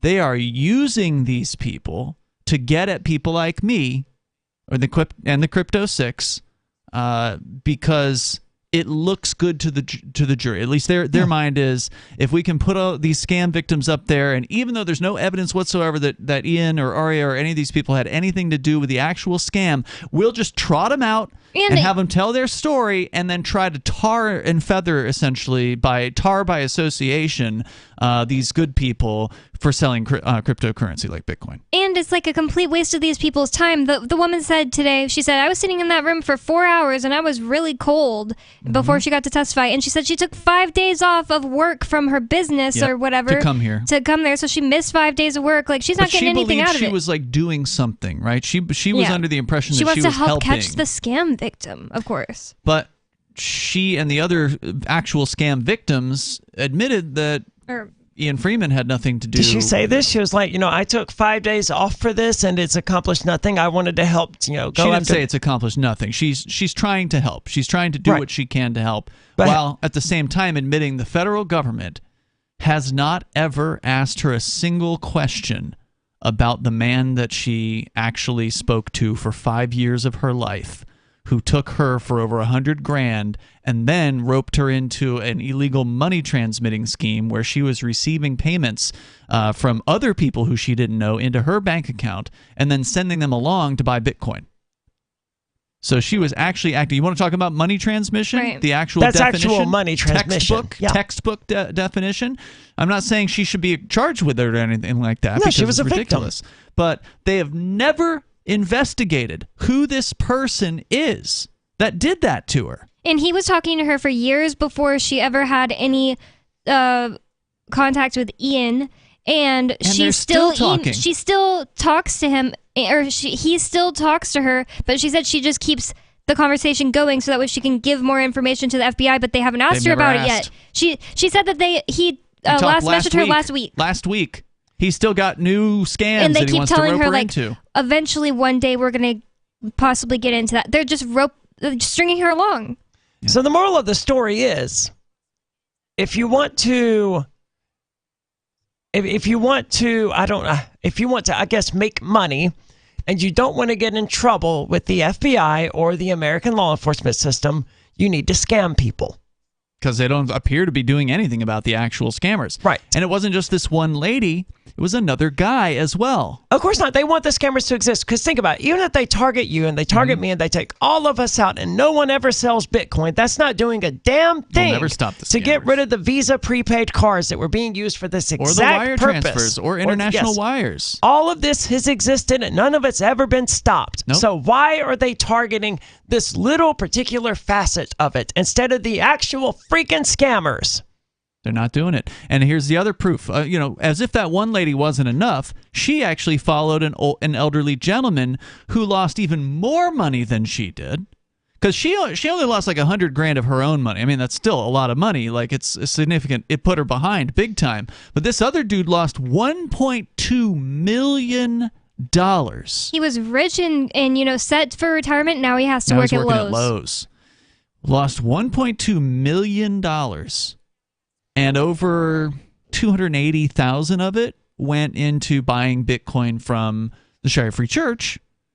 But the other roughly $1 million or $900,000 was never investigated by the FBI. They never asked him any other questions about what happened to the other money. You have to conclude that the federal government is in bed with these fraudsters. Right. I don't know. I can't conclude anything else. Or it's FBI agents who are actually undertaking these frauds, and that's why none of this is being investigated. Because with a wink and a nod, the FBI looks the other way on fraud. Right. You and I literally did more to put a stop to these frauds than the FBI has ever done. It's a fact. Right. And you in particular, calling people and demanding to see proof of their bills and their identifications and talking to them on the phone and establishing relationships with these people, far surpassing anything the FBI did to try to put a stop to any of this. The head agent on the case admitted on day one when she was the one that glared at me. Yeah, the head agent, Katie Tebow, who worked in so-called white-collar crime for 24 years, admitted that in 24 years of investigating fraudsters, she's never caught a single scam artist. Not a single one. Not one. They have no... So the next best thing to do is to arrest and charge someone who was out there literally working to put a stop to scam artists. Right. Somebody whose information was public, somebody who is easy to find, somebody who has a message that is critical of these people. And who was trustworthy. Yeah. So that's the big takeaway today, is that we now have proof through the evidence, through the testimony of these two witnesses, that the FBI has not lifted a finger to investigate actual fraud going on against these victims of which they were aware and had been interviewing. They did not want to open another case. They didn't want to ask a single question about it. More coming up here in moments. A congressman recently revealed that legislation totaling 2,900 pages and involving more than $1 trillion was available to members of Congress for less than 48 hours to study and consider. That's over 60 pages of legislation per hour. Do you think anyone read the entire bill? I'm Jim Babka with DownsizeDC.org. Consider a proposal buried in a 3,200-page, $388 billion bill, which would have empowered committee chairmen or their agents to examine Americans' tax returns. When this horrible provision came to light, no one claimed to know how it got into the bill. One congressman questioned said, "I didn't write it, I didn't approve it, I wasn't even consulted." If your attorney represented you this way, he might be disbarred. But this is how Congress represents you every day. That's why DownsizeDC.org has created the Read the Bills Act. You can force Congress to read their bills before they pass them at DownsizeDC.org. So you've signed the Shire Society Declaration and are planning your move to New Hampshire to be around more liberty-oriented people. Next, sign up for the Shire Society Forum at forum.shiresociety.com. There are a bunch of people there who are already in the Shire, and they want to meet you. If you're already in the Shire physically, you should also come by the forums. Remember, not everyone uses Facebook. New people are signing up for the Shire Society Forum every month, so drop in and say hello at forum.shiresociety.com. Gold and silver. You can own the most stable assets in recorded history with BullionMax.com. Buy direct from BullionMax.com without talking to a salesperson, and your precious metals shipped fully insured directly to your home. Free Talk Live can get you their silver starter kit at employee pricing. Just go to BullionMax.com/FTL. It includes 5 ounces of the most desirable silver products plus a free gold bag. This offer is limited to 1 per household, so get yours now. Go to BullionMax.com/FTL. Why did you move to the Shire? I moved here to the Shire because there's other people around who take liberty just as seriously as I do. I moved to the Shire because I saw videos of people challenging authority and thought that I could get support myself. It called to me, like, do this, right now. I wanted to be around people like me who got it, and once I got here, I knew there was nowhere else that I wanted to be. I've always wanted to change the world, so I moved to the Shire to join people who were actually working towards doing the same thing. The people here are awesome, loving, and positive. It was for the adventure and for the feeling of something important is happening here, and I just wanted to come to sort of be part of that. Visit ShireSociety.com to read and sign the Shire Society Declaration and learn the reasons why, if you love liberty, you should immigrate to the Shire. Plus, connect with others via the forum at ShireSociety.com. That's ShireSociety.com. If you want to know the latest about Free Talk Live before we go on the air, all you need to decide is how you want it delivered. It's your choice. Visit news.freetalklive.com to receive our usually weekly news updates by email. Plus, we have a Twitter account at twitter.freetalklive.com, and you can follow us on the decentralized Mastodon platform at toot.freetalklive.com. So please follow us at toot.freetalklive.com and sign up for our emails at news.freetalklive.com. The new 4th edition of Healing Our World, The Compassion of Libertarianism, will take your understanding of liberty to a deeper level and has over 1,300 updated references, new cartoons, and a foreword by Dr. Ron Paul. With discounts for multiple book purchases, the 4th edition of Healing Our World is a great gift for the liberals, pragmatists, environmentalists, and Christians in your life who think libertarianism is cold-hearted. Get yours today at healing.freetalklive.com and use promo code FTL for a $5 discount. You can help spread the ideas of liberty with our Patreon for just $5 per month at amps.freetalklive.com.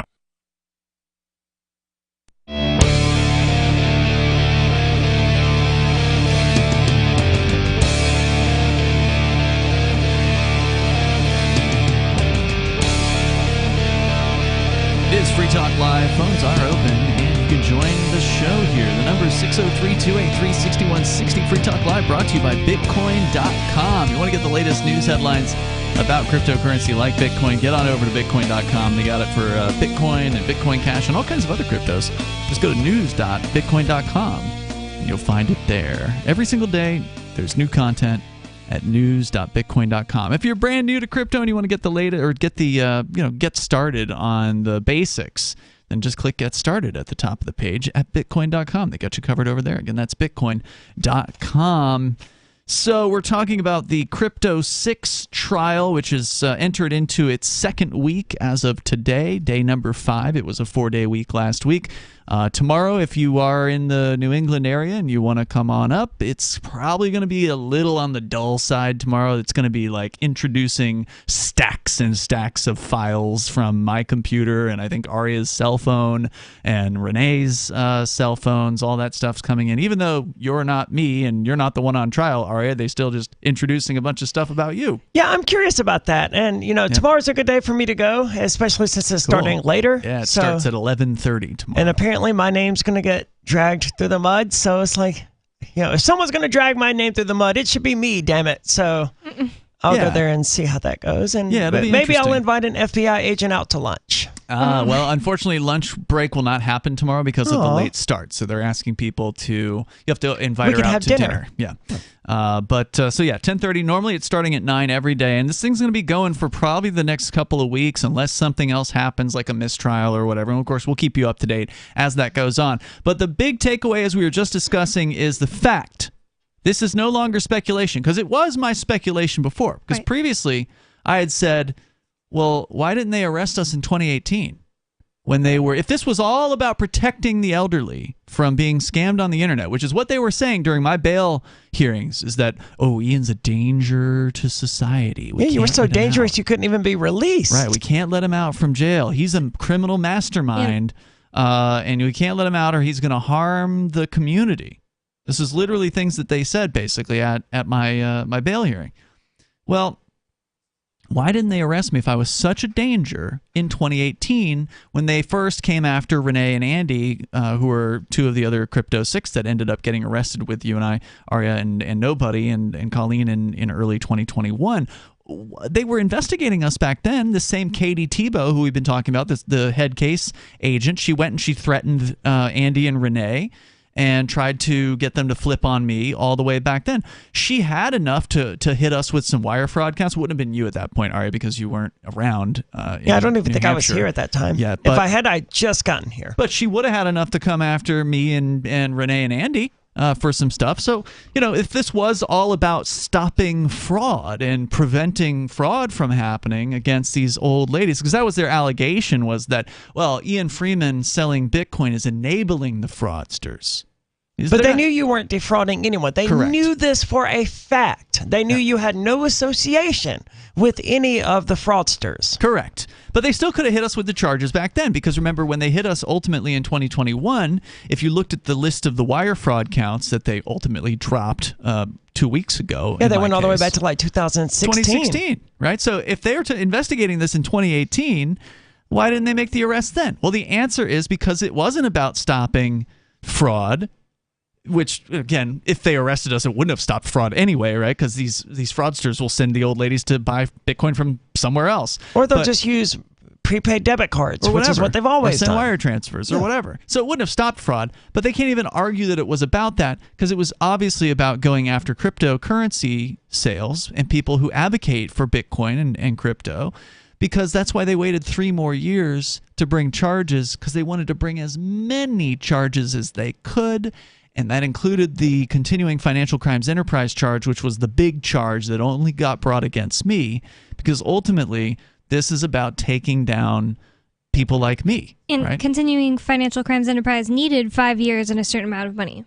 Correct. It needed a certain minimum amount of money that was quote unquote associated with wire fraud, and you had to team up with at least 3 other people, and then if you get convicted of that charge, it's a 10-year minimum sentence. But worth they wanted to mentioning have is that charge and many other charges were dropped. That was dropped. That's correct. But it's a scary charge, right? Oh, Like absolutely. That's a terrifying charge. That's a scary thing. So they wanted to have that thing to just throw down on the stack of charges, right? And so in that meantime, well, more elderly people got victimized, right?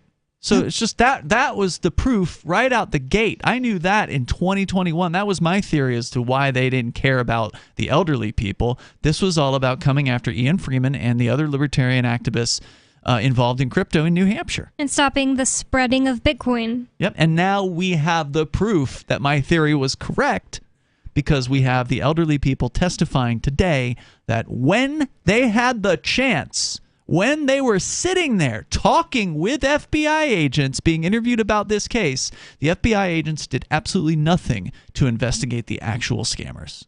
And they still could They could. investigate the scammers. But they haven't. They could end this trial right now and go, hey, guys, our bad. It turns out this is a huge waste of public resources, and this isn't doing anything to stop the victimization or the scammers of these elderly people. We should actually, we're sorry, we're going to end this debacle now that we can, and we're going to go actually investigate this to see what we can do about actually arresting these people who are scamming people. And another point on this is, if they actually cared about catching the scammers, they would have worked with us instead of prosecuting us. They would have asked us for help catching the scammers rather than coming after. Because we've proven we're better at it than they are. I mean, that's a demonstrable fact. It's true. You did more to put a stop to these scams than anyone in the FBI did. At least maybe there's some FBI agent somewhere out there who's doing more, but has nothing to do with New Hampshire or the Crypto 6. Case. Yes. In this case, no one involved did more to end the scamming of elderly people than you did. That's a fact. So, no good deed goes unpunished. Look, I am really sorry for what happened to these old folks, and had I known at the time, I would have certainly said something to them. But the scam artists instruct these people on what to say to us. Well, you did everything you could to prevent it. They will lie to you. Yeah, these people, they were writing on pieces of paper. Like this man today was saying that he wasn't being scammed with a romance scam. He was being scammed with the IR. Your social security number has been hacked, and you need to give us money. And he wrote on a piece of paper, I'm sending Bitcoin to Bitcoin bombshell on local Bitcoins. It's like, that doesn't sound off any red flags for you. And and he's lying about it. He knows he's writing something that isn't true. It's just like, I don't understand why I'm supposed to feel like these people aren't liars as well. Well, he definitely... See, the thing is, he was pretty out of it. Like, he wasn't very good at answering some of the questions. It was just that he wasn't very confused. intelligent. He wasn't so old that he was confused. It wasn't like that. Okay. Well, he didn't remember the phone call that I had with him. They asked if I'd ever spoken with him, and I absolutely did speak to that person before. I had thought that I had figured out the perfect system to catch all the scam artists, and this guy beat it. He was instructed by the scam artist to say exactly what he needed to say to get through all of my questions and lie to me. He lied to me to get me to sell him Bitcoin. So, Don't do that. Yep, there's more coming up here. The number is 603-283-6160. You can join the show here. This is Free Talk Live. So the protection of life, liberty, and property is what the Free State Project is all about. But it's an effort to move 20,000 people who understand. It's about demonstrating to the entire country that, yeah, we can have a free market, a truly free market. Making it just a freer, great place to live. It's the world's largest voluntarist libertarian community, and it's only getting bigger. That's amazing, to be able to move to a place where other people passionately believe in being free and independent. What the Free State Project is managing to do, though, is to put their money where their mouth is. It's physically getting up across the country and saying, let's go someplace and let's demonstrate the power of these ideas. There's a lot of kind of philosophy that surrounds liberty. There's a lot of thinking about it and talking about it. But here in New Hampshire, people are doing it. 101 Reasons Liberty Lives in New Hampshire, a documentary by Free State Project Early Movers. Watch it free at 101reasonsfilm.com. 101reasonsfilm.com. From Feature Story News in Washington, I'm Nick Harper. Belgian prosecutors have charged 4 people with money laundering and corruption as part of a bribery probe linked to a Gulf country, widely reported to be Qatar. One of those arrested is Vice President of the European Parliament, Eva Kaili, who's been suspended amid investigations. The Qatari government says it categorically rejects the accusations. In a speech to lawmakers, European Parliament President Roberta Metsola said the institution was under attack and vowed to beef up transparency measures. Those responsible will find this Parliament on the side of the law. There will be no sweeping under the carpet. We will launch an internal investigation to look at all the facts related to the Parliament. A Libyan man accused of making the bomb which killed 270 people in the 1988 Lockerbie disaster is appearing in a US court. Over the weekend, American officials confirmed that Abu Aguila Mohammed Masoud Kir al-Marini was in US custody. The bombing killed all 259 passengers and crew on the flight, along with another 11 people who were killed in the town of Lockerbie by falling wreckage. Twitter says it's relaunching its Twitter Blue subscription service, offering users a blue checkmark in exchange for a monthly fee. The company shelved its first attempt last month after it descended into chaos. FSN Silicon Valley correspondent Ira Spitzer has more. Twitter's new owner, Elon Musk, is hoping for a smoother rollout of Twitter Blue this time, which the company says will cost $8 a month on a web browser or $11 through Apple's iOS. That gets users a blue checkmark next to their name, as well as the ability to edit tweets and upload high-quality video. Last month, the introduction of the subscription service quickly led to a flood of fake accounts, with people paying for the checkmark and then impersonating brands and celebrities, causing Twitter to shut it down after just 2 days. The Golden Globe nominations are out, with Avatar: The Way of Water, Top Gun: Maverick and Elvis among those nominated for Best Drama Film. As FSN's Jody Jacobs reports. The annual honours of the Golden Globes are returning to television next month, following a tainted few years. Back in 2021, a Los Angeles Times investigation found the organisation had no black members. Tom Cruise even returned his 3 Golden Globe statues in protest, and the ceremony was dropped by NBC. So after making some reforms, the Globes are back. The Avatar and Top Gun sequels are both up for Best Motion Picture in the drama category. Cate Blanchett is nominated for Best Drama Actress alongside Viola Davis in The Woman King. On the Best Drama Actor list as the Whale star Brandon Fraser, Austin Butler for his portrayal of rock music legend Elvis Presley, and Daniel Craig for Glass Onion. From Bureaus Worldwide, this is FSN. Yep, we still do email. Drop your email address in the entry box at freetalklive.com, and you'll be kept in the loop with Free Talk Live.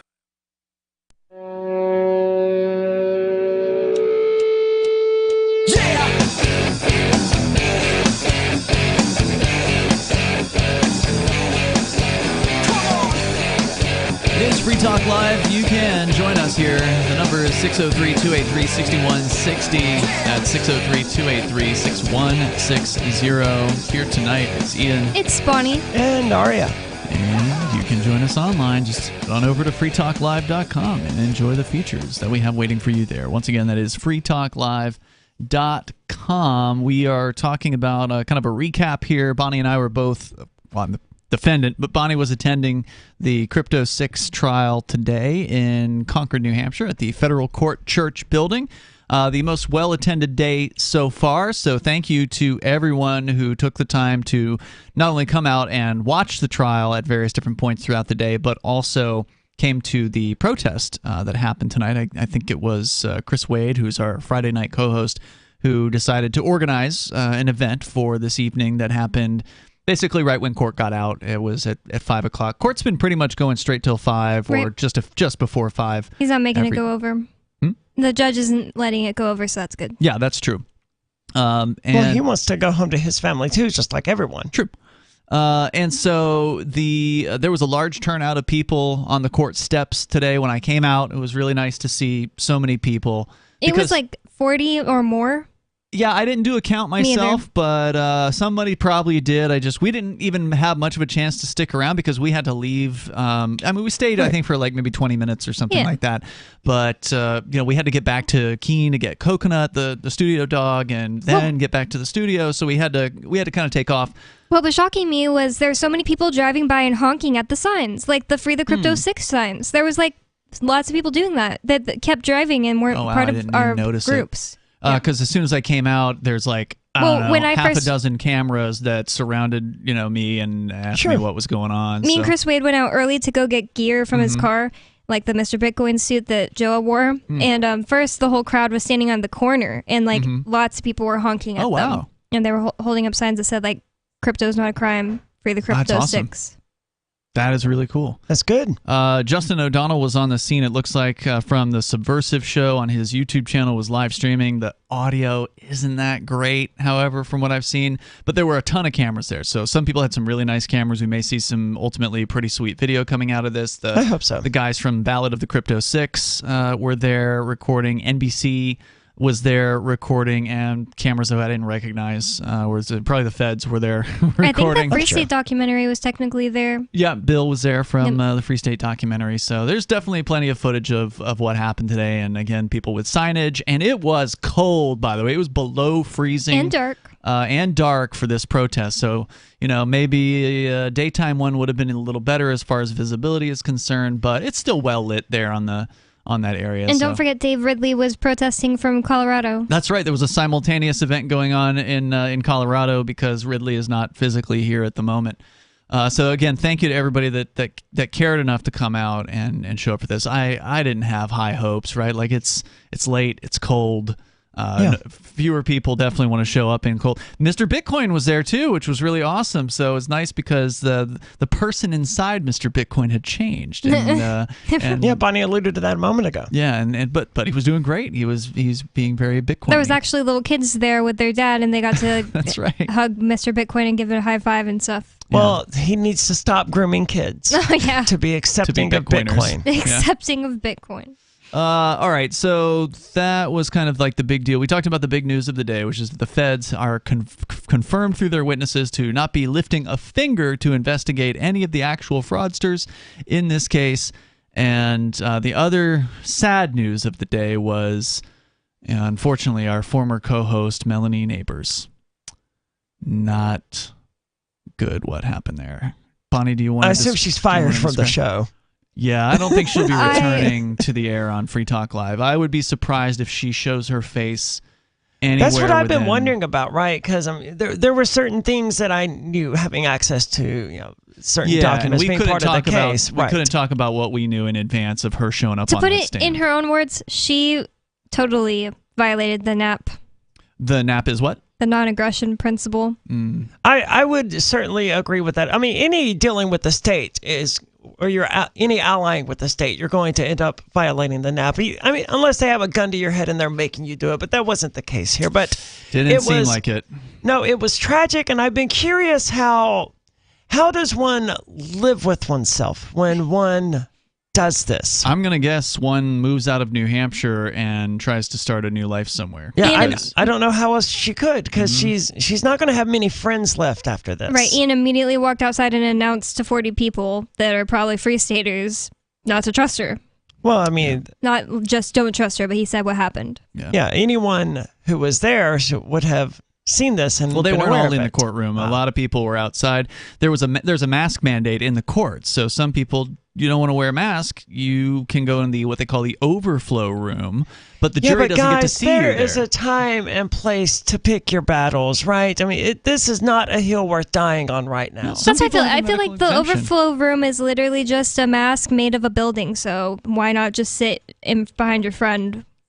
Yeah, that's my take on it. I'm not going to come down on somebody. I mean, some people actually have medical exemptions. Sure, but that's rare, I would argue. But it's not going to kill them to wear the mask. And what did they really do to resist the mask mandates when they were around? I didn't see too many other people suing the Governor Sununu or the city of Keene or whatever. But like we did. Yeah, but they want to fight this particular battle now. It's like, guys, it's not good strategy to fight every battle all the time, even when it doesn't have to be fought. There's a time, and look, I'm with you. I don't like wearing a mask either, and I think you should resist it. That's why I helped sue the city of Keene and Governor Sununu. However, if I will also not gladly, but I will put on a mask in order to go to these trials, because one thing is more important than the other thing. And being there to support my friend and being there to show support for the jury to see is more important than virtue signaling to other autists on the internet. Well, anyway, I don't know how many of them even tried to come into the courthouse, because they might have just been there for the protest. They arrived just before the protest. Maybe they had to work during the day, right? Because, go to court, it's usually during the day, and most people have to work. So I totally understand why somebody wouldn't be able to come to court and sit there for hours. Well, my problem is the opposite. I work at nights, and that leaves me going to sleep at 6 in the morning, and, then I have to be in Concord in 2 hours. It's not good. Yeah. So, Bonnie, I mean, do you want to comment at all on what Melanie did? She... First, okay, this was a weird thing that I haven't talked about with anyone yet. She was claiming that she knows that the Shire Free Church is a fake church that Ian just uses when he needs to have a church for a front. But the Reformed Satanic Church is real.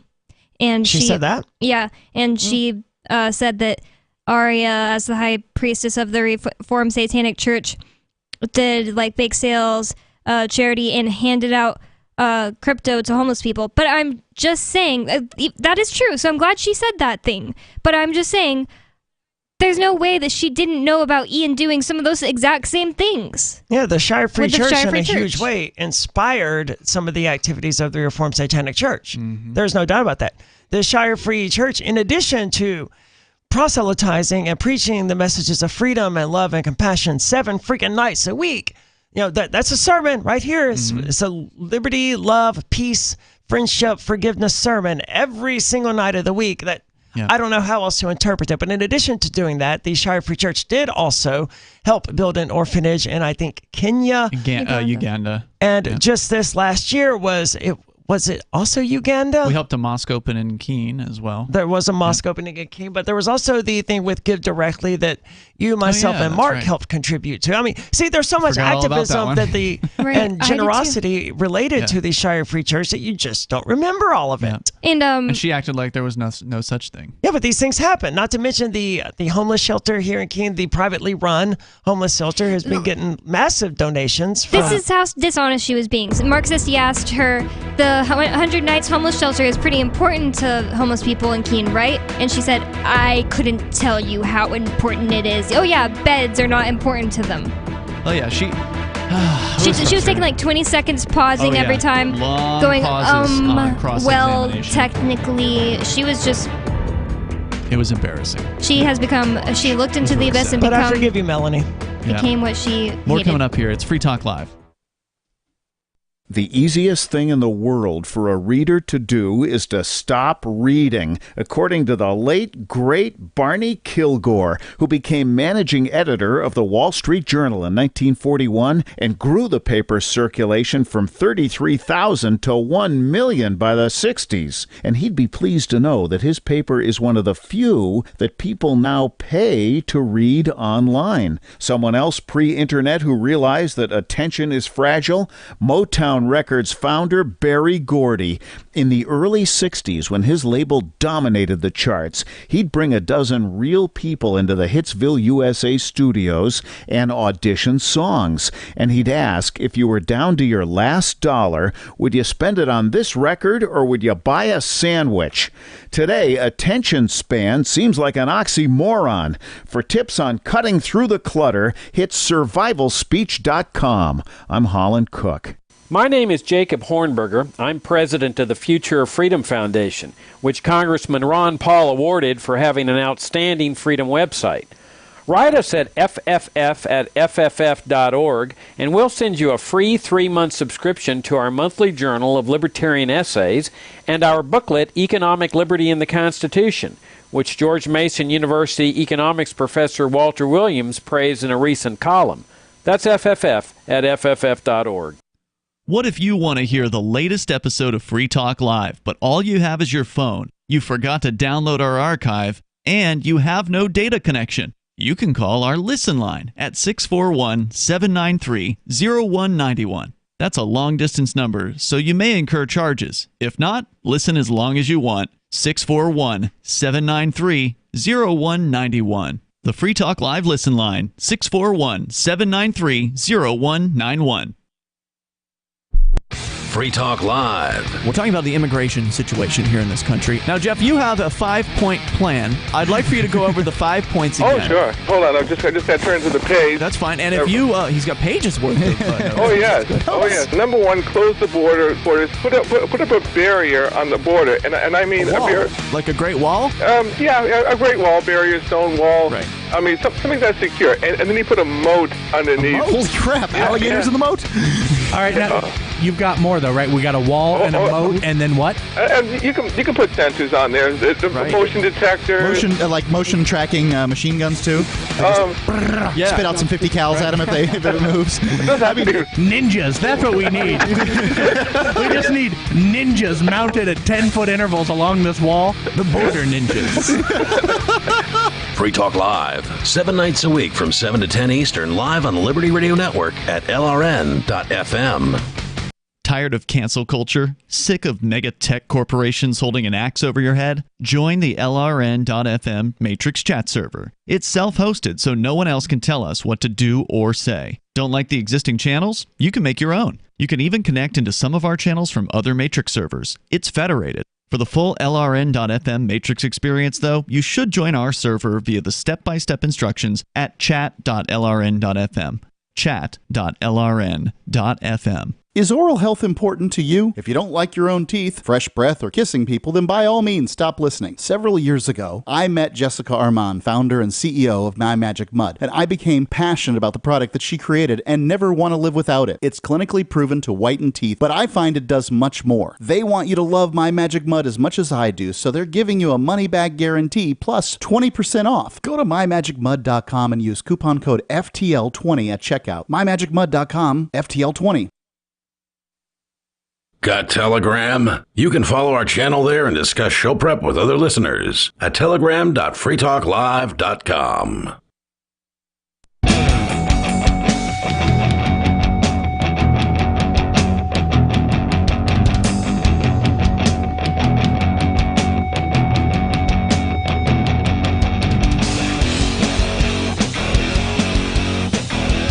It is Free Talk Live. You can join the show here. The number is 603-283-6160. That's 603-283-6160. In the studio tonight, it's Ian. It's Bonnie. And Aria.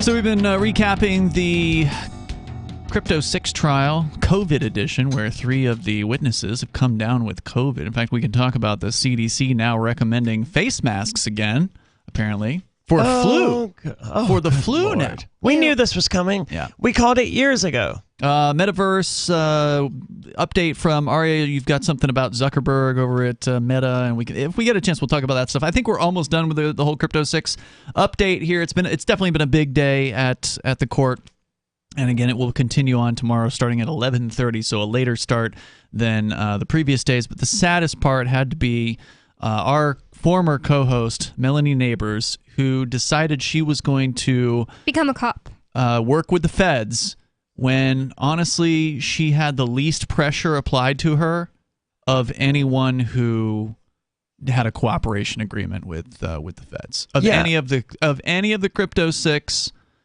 who had an agreement to testify, and she wasn't a Crypto 6 member.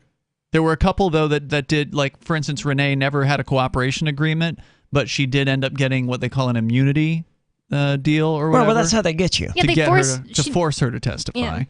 Yeah. Colleen did end up testifying, quote unquote, for the feds, but she did not really do much for the feds, and she's still our friend, and she didn't flip. She didn't go up there and start saying untruths. Right. Well, Melanie's still my friend. My heart goes out to Melanie. I can imagine. I know the position she was in, and it's awkward. It's not good.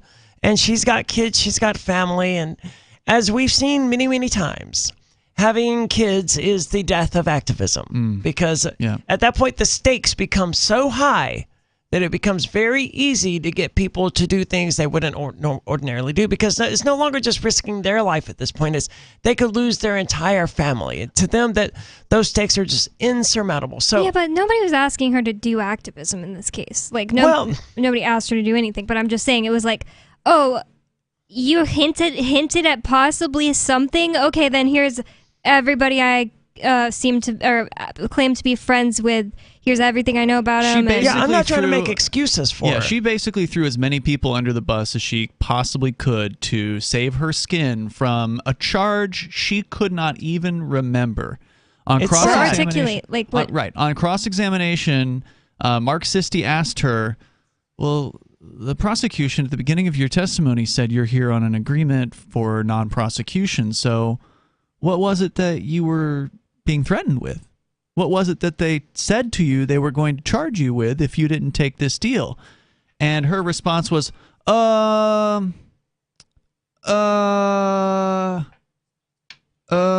just went on and on.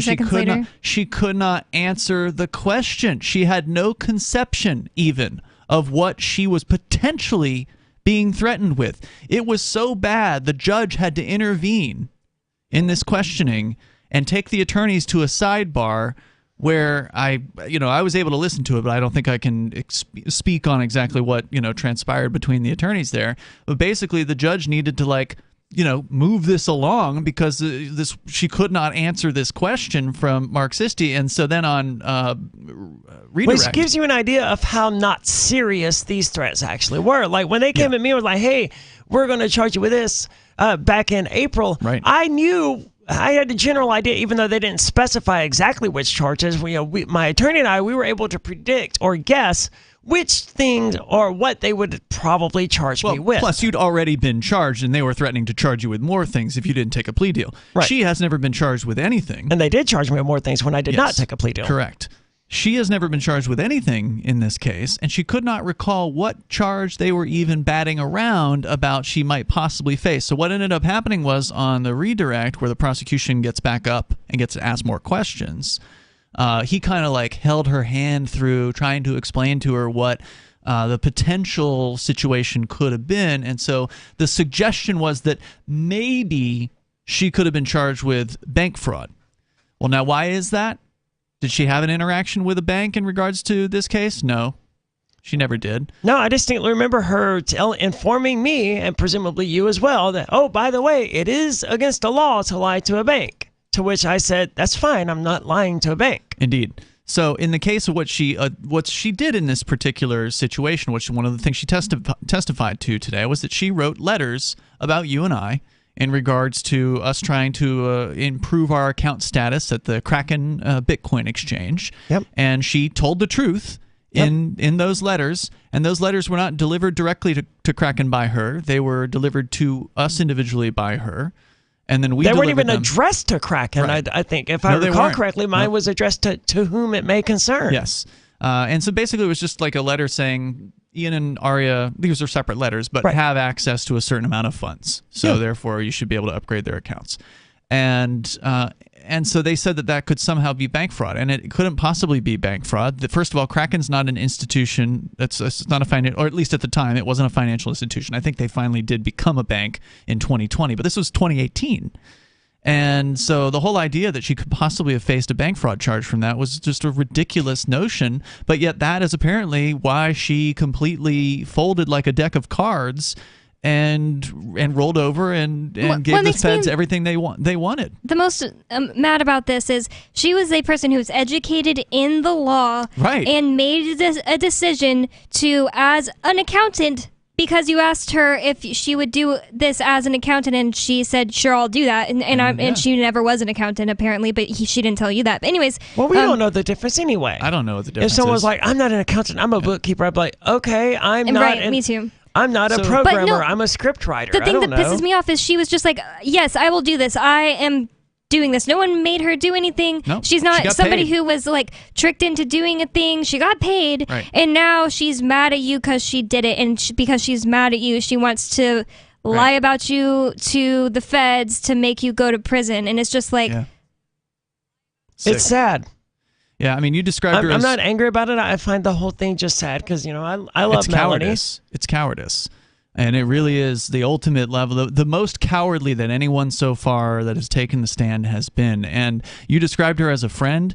I would not do that at this point because friends don't do what this person did.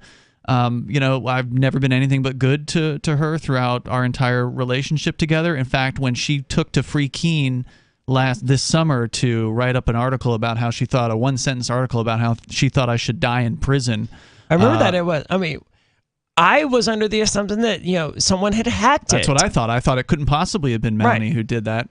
And it turns out she was mad because I said something during a bail hearing while I was still in jail. And she talked about this on the stand today. She said she was mad at me because I said during a bail hearing that I didn't have access to much assets, which was a true statement. And her understanding is that this is conflicting with the letter that she wrote 3 years prior. she the had letter no that idea she wrote, what assets Ian had access to. She wasn't his bookkeeper. She hadn't done any work for him for 3 years. Right. She had not looked at the church's assets at all, even at the time she wrote the letter.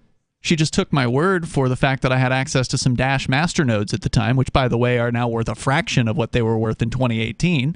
So we based that letter. We based that letter on 4 Dash Masternodes, which at that time were worth $2.4 million. Right.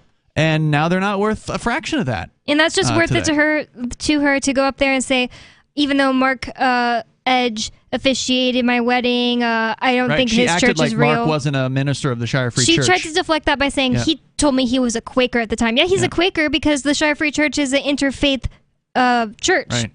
So, I mean, she was not being very honest on the stand. She was definitely like doing everything the feds wanted her to do, and it was sad. really sad.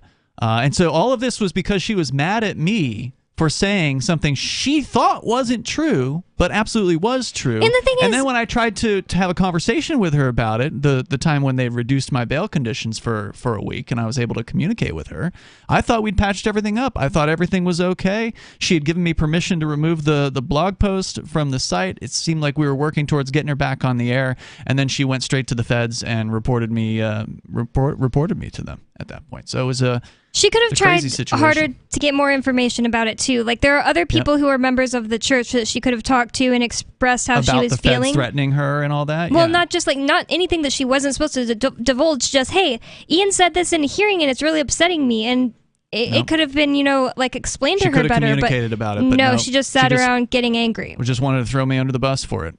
That was it. That was rather enough. than try to make things right. So it's like I can forgive, right? Yep. And I do forgive, and I practice forgiveness. So I also would forgive and do forgive Melanie, but that doesn't mean that she gets to come back on the air. Right. And it doesn't. I would assume not. It doesn't mean that anyone should trust her as far as they can throw her. And let me tell you, that's not very far. More coming up here in moments. You can join the show. The number is 603-283-6160. That's 603-283-6160. Hour 3 coming up. There are basically two types of advertising, direct response and branding. Radio's great for direct response with its low cost to listener ratio, but audio can't be beat for branding, which is a longer term endeavor. You want to be the first thing that someone thinks of when they think about your product or service. If you have a local business that you want kept top of mind in your community, call the station. If you need national reach, Free Talk Live's got around 200 radio stations, millions of monthly listening sessions, can suit all budgets, and if we don't think we're right for you, we'll tell you. Email me, mark@freetalklive.com. Are you tired of governments murdering people around the world? Stop using their money. There is an alternative. Bitcoin is a stateless, free market, non-political currency. Bitcoin cannot be inflated or controlled by any government. By using their money, you are helping the state. Stop doing it. You have an incredible alternative available now. Learn it, use it, spread it. Get started with Bitcoin at bitcoin.com. That's bitcoin.com.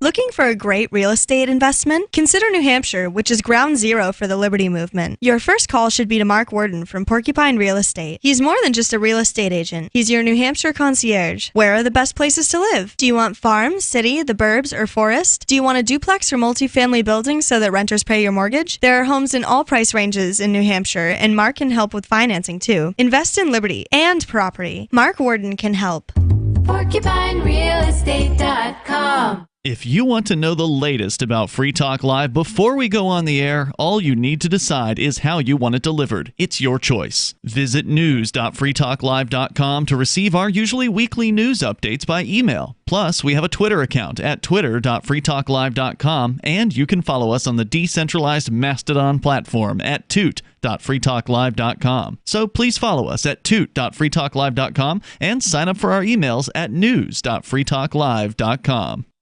You're listening to the live edition of Free Talk Live. Hour number 3 is next after the news here on the Liberty Radio Network at LRN.FM. From Feature Story News in San Francisco, I'm Ira Spitzer. Police in the Bahamas have arrested Sam Bankman-Fried, the former CEO of the bankrupt cryptocurrency exchange FTX. In a statement, the Office of the U.S. Attorney for the Southern District of New York says Bankman-Fried's arrest came at its request based on a sealed indictment. The office says it will move to unseal the indictment Tuesday morning and will have more to say at that time. FTX, which is headquartered in the Bahamas, filed for bankruptcy abruptly last month, and billions of dollars worth of customer funds appear to have gone missing. Bankman-Fried was scheduled to testify before the U.S. Congress about FTX's collapse on Tuesday morning. U.S. prosecutors say they will not seek the death penalty for the Libyan intelligence officer accused of making the bomb which killed 270 people in the 1988 Lockerbie disaster. Abu Aguila Muhammad appeared in a U.S. court on Monday after American officials confirmed over the weekend he was in their custody. FSN's Nick Harper reports from Washington. Abu Aguila Massoud's appearance in federal court on Monday afternoon in Washington, D.C. was brief. He stated his name and confirmed that he could hear the judge. He did not enter a plea, and the charges were not formally read, as he's still trying to secure a lawyer ahead of his trial. Massoud is accused of making the bomb that blew up Pan Am Flight 103 over Lockerbie in Scotland 34 years ago. Abdul Baset al-Megrahi was convicted of planting the bomb on board in 2001 and jailed for life, but released on compassionate grounds in 2009 after he was diagnosed with cancer. The bombing killed all 259 passengers and crew on the flight, along with another 11 people who were killed in the town of Lockerbie by the falling wreckage. Massoud will now remain in detention until his next court appearance on December the 27th. I'm Nick Harper in Washington. U.S. stocks soared Monday, clawing back some of the losses suffered in recent trading sessions. FSN's William Denzelo reports from New York. Consumer Price Index figures out on Tuesday will provide further clues as to whether the Federal Reserve's aggressive interest rate hikes are having the desired effect. The Fed's been rapidly raising rates this year in an effort to cool inflation. The central bank wraps its two-day policy meeting Wednesday, and investors expect another rate hike, but a smaller one to those seen in recent months. But Tuesday's CPI data could have a major bearing on what action the Fed decides to take. US stocks surged Monday in anticipation of the CPI numbers and Fed meeting. The Dow closed the day up 1.6%, the S&P 1.4%, and the Nasdaq 1.3%. In company news, Boeing shares soared nearly 4% Monday on a Reuters report that Air India is purchasing up to 500 planes from Boeing and Airbus. From Bureaus Worldwide, this is FSN.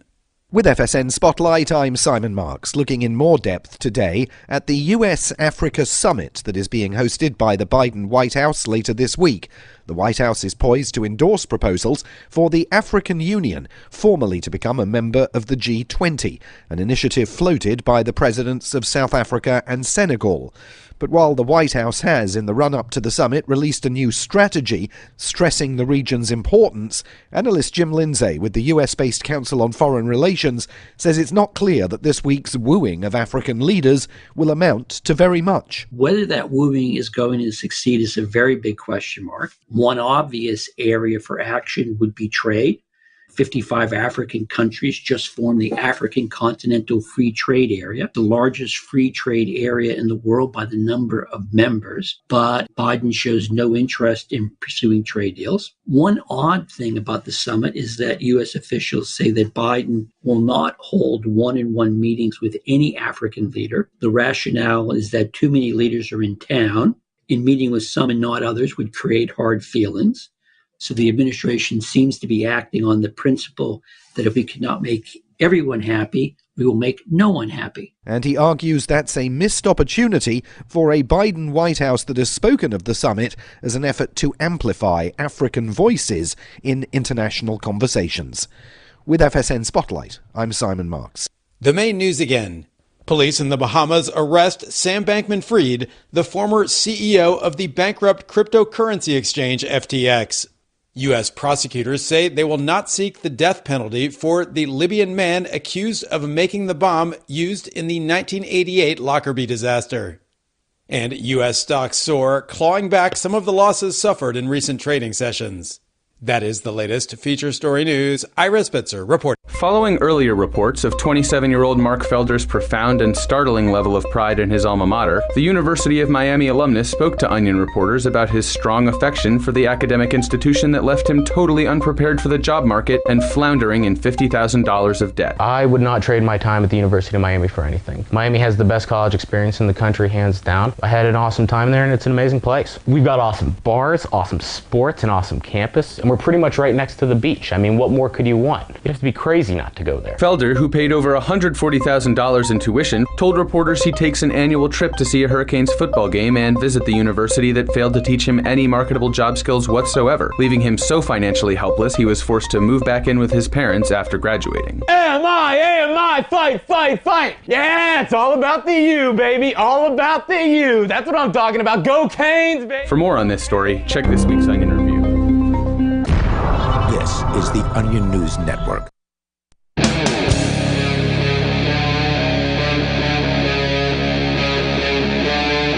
Free Talk Live.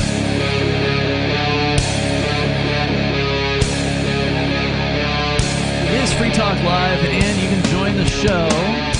Bring up whatever you want. The number here is 603-283-6160. That's 603-283-6160 as we kick off the third hour of the program here tonight. Joining you in the studio, it's Ian. It's Bonnie. And Aria.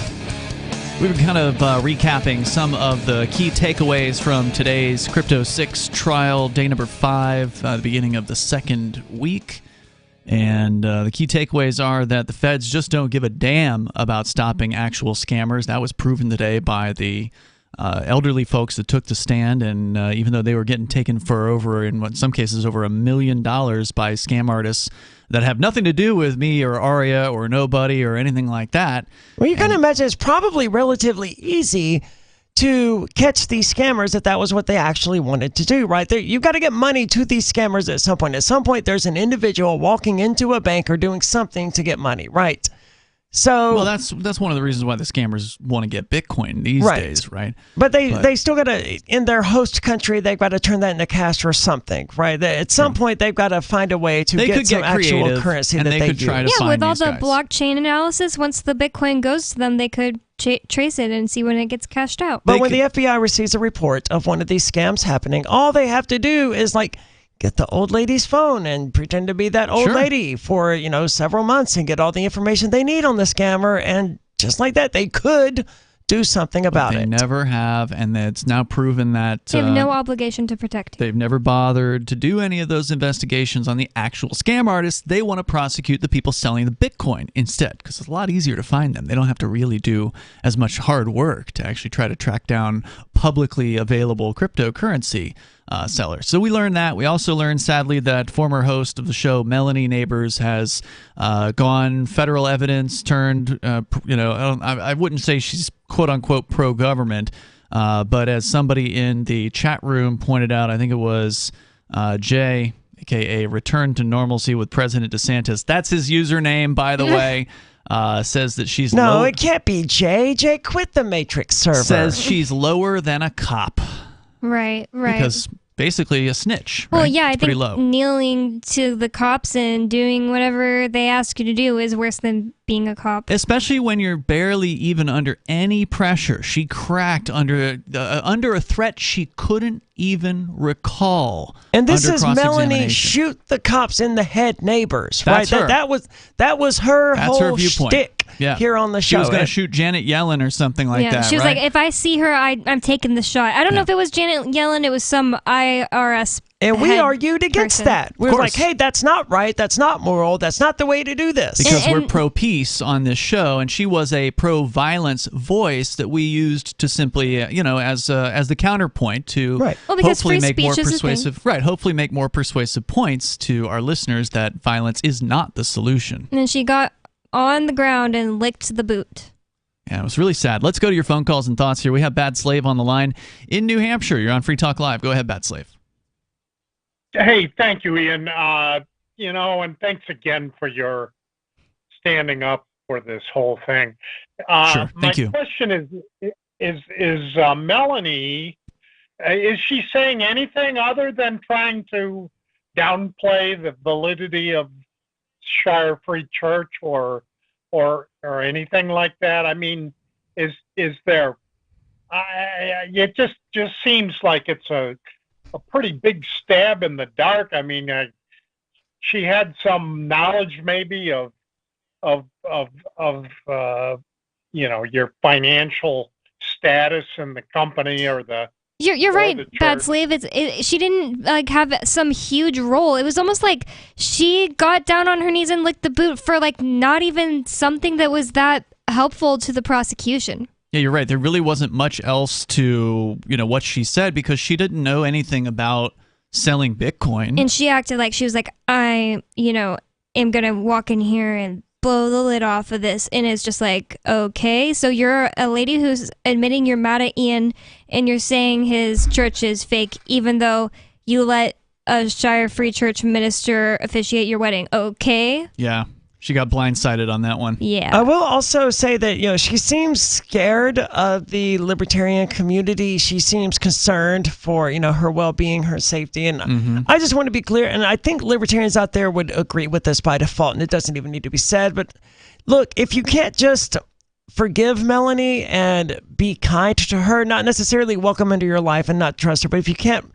be kind to her and forgive her, then just ignore her. Don't do the girl any harm. Yeah, no, I'm pretty sure she was the most violent libertarian in New Hampshire, so it wasn't going to happen. Or it's not going to, no violence is going to befall her. It better not. Bad Slave, anything else you want to share? Yeah, I was. The one other question was, I'm sure that the defense of Mark Sisti actually put in a request to allow the proceedings to And be recorded. and they told him no. But did they say why? Do they just? They said because it's never been done before. No, okay, so to clarify, the motion was not to record the proceedings. That would break court rule that was set back in 1946 for the federal courts. So you would not be able to. That motion would go nowhere. It would contradict the court rule. So they can't move that. That would have to be the Supreme Court I think, or whoever it is that sets these rules, or some panel of judges at the highest levels of the federal government that makes these decisions, and a simple court motion would never, you couldn't even like appeal it up or anything like that. So no, that wasn't it. The request to the judge was to simply allow an online feed. A live stream, basically. Yeah, a live stream of the hearing, and that never was approved. Well, to me, the First Amendment covers this completely. Absolutely. Well, they don't have to listen to those rules. Those are just suggestions. Yeah, it's outrageous, Bad Slave, and I'm with you on that one. Thank you for the call tonight, man. I definitely do appreciate hearing from you. Yeah, I don't think there's any kind of threat towards Melanie. I've never heard anybody saying anything like that, and that would be insane. I mean, she's somebody who made a huge mistake. She completely ruined her reputation within the community, which prior to this she had a reputation of being an intelligent, trustworthy, even principled person. I trusted her. Yeah, yeah. And that's the problem, is like the toughest talkers. But she was a tough talker, right? Yeah. And a lot of defense attorneys will tell you the toughest talker in any group is almost always the one to break under pressure. As far as when the feds start putting pressure down on people, the tough talker, they're the ones that go. But there wasn't even any pressure here. That's the thing. She barely had any pressure. The pressure was so light she couldn't remember the threat that was leveled against her. She just wanted to get me because she was upset at me for saying something she didn't like. Rather than actually having a conversation, she could have simply talked to somebody here at Free Talk Live and expressed her frustration. And, it would have gotten back to me. She wasn't. I was prohibited from talking to her under my bail conditions, but she wasn't prohibited from talking to me, which would mean that I could have heard her side of the story at the very least. Yep. She wasn't prohibited from talking to me, certainly. I mean, that was how we found out that, she wrote the article, was because it was brought to my attention, and I asked her, I was like, hey, did we get hacked? The one where she said she wanted me to spend the rest of my life in prison? When I asked her, I was like, hey, did we get hacked, or did you write this? Because it doesn't seem like you. Yeah. But turns out it was her. Let's go to People change. TJ the Spy. You're on Free Talk Live, calling on our SIP line at sip.freetalklive.com. Go ahead, TJ. Boy, it's like Christmas came early for the defense. I just love watching, it was fun watching the IRS agent on Cross just crumble. And you're talking about the undercover IRS agent that took the stand. The heroin dealer that wasn't. The fake heroin dealer, yeah. This was on Friday. I would respect him if he was a real heroin dealer, but he's a fake heroin dealer. He just goes around and lies and says, hey, I'm a heroin dealer. Will you sell me Bitcoin? And tries to entrap people. He's a prison dealer. Yeah, Mark Sisti has been making mincemeat out of these federal agents that have been taking the stand. They all, to a T, all of them, when cross-examined, have looked completely dishonest, untrustworthy. And they've all had to admit that Ian Freeman hasn't actually done anything wrong. Stand by, TJ. I suspect you had more to say. We'll continue with the discussion here. The number is 603-283-6160. I'm not sure which one of them looked the worst. Honestly, it's been like a race to the bottom as far as these people are concerned. And it'll be interesting to have people talk to the jurors on the way out on the day of the verdict to see what they thought. Hi, I'm Derek J. To me, an activist's calling is to actively work to advance a cause. The cause for which I work is personal freedom. I believe my life is best when I engage in voluntary interactions and self-government. I reject the idea that anyone else has a higher claim to my life or my body than I do. I see people who call themselves the government as a threat to my personal freedom. I realize you may feel differently, but my relationship with the people who call themselves the government is completely involuntary. If Starbucks used some of its money to drop bombs, I wouldn't shop there.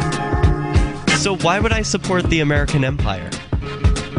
The empire does not require my consent. Derek J's Victimless Crime Spree. Watch it for free and order the Director's Cut DVD at victimlesscrimespree.com. That's victimlesscrimespree.com. What if you want to hear the latest episode of Free Talk Live, but all you have is your phone, you forgot to download our archive, and you have no data connection? You can call our Listen line at 641-793-0191. That's a long-distance number, so you may incur charges. If not, listen as long as you want. 641-793-0191. The Free Talk Live Listen line, 641-793-0191. Do you feel like your nation, state, or community no longer holds your values? Have you dreamt of a place where people agree that liberty is important and are free to pursue their projects so long as they respect the property of others? There are many people just like you that are discovering freeprivatecities.com. Their social media links are at the upper right of the page at freeprivatecities.com. All skill levels will be needed when the first of the Free Private Cities opens. It's sooner than you think. Stop arguing and build. freeprivatecities.com. On Free Talk Live, we're bringing people to the ideas of liberty every day. From wrestling superstars like Glenn Jacobs. You guys really are having an impact, I believe. Like I said, a lot of where I am now is due to listening to Free Talk Live. You changed my mind on some very important issues years ago. To random people tuning in on the radio. I was kind of stuck in the left-right paradigm. I heard your show by chance on a Saturday night. From there, I went on, joined the Free State Project, and become an amplifier. So, I mean, that's really the reason why I amp is because I know that if it wasn't for you guys being on as many stations as you are, I never would have found the ideas of liberty.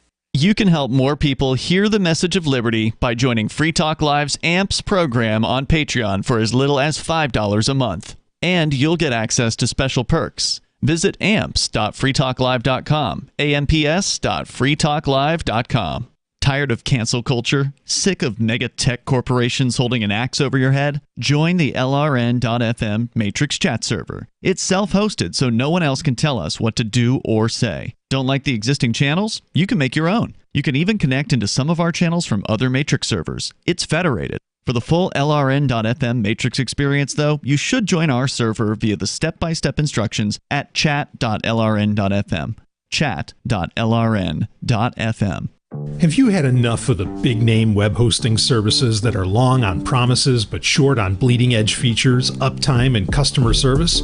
Try Agorist Hosting, the agile web host that offers full concierge service from website redesign, full e-commerce solutions, custom apps for your Shopify store, IPFS integration, and more. Agorist Hosting is ready to take your web presence into the future. To get started, head over to agoristhosting.com.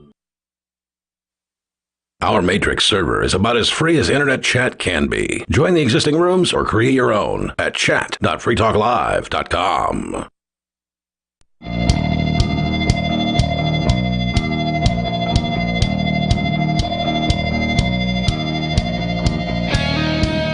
It's Free Talk Live. The phones are open. If you want to join the show, the number is 603-283-6160. That's 603-283-6160.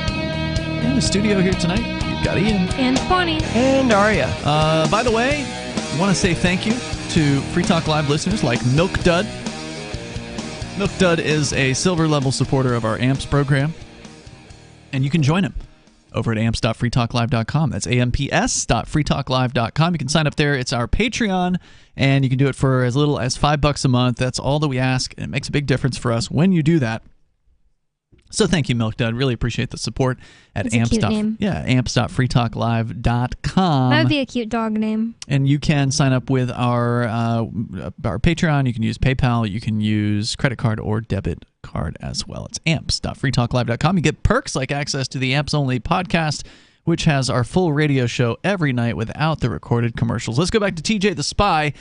He had attended every day of the trial last week. Unfortunately, you had to go back to work because, Came all the way from Colorado. Yeah, he took an entire week off of work, which is uncalled for and really appreciated, TJ. Thank you for the huge support. You were the original Mr. Bitcoin. Someone else has taken up the mantle at this point, and Mr. Bitcoin was back out on the streets tonight for the protest, which was awesome. Of course, you were the creator of that, so I hope that feels good to have somebody else carrying the torch. Well, it does. I mean, we got some positive press out of it. Yeah. I think it was on CoinDesk. Yep. Yeah.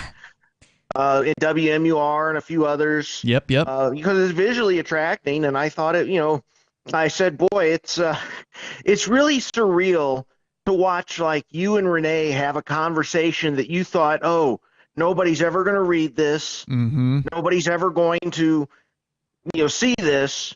And here are the most intimate details of your relationship with Renee. like getting read out loud by two voice actors.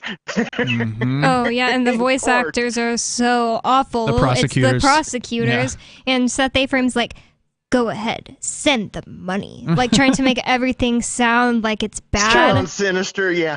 By the way, I could have sworn that Seth Efraim kept making eye contact with special agent IRS undercover heroin dealer, and they were looking at each other, and Seth would shake his head yes or no. Oh, wow. And the agent would then answer yes or no, and I'm like, hold on, whoa.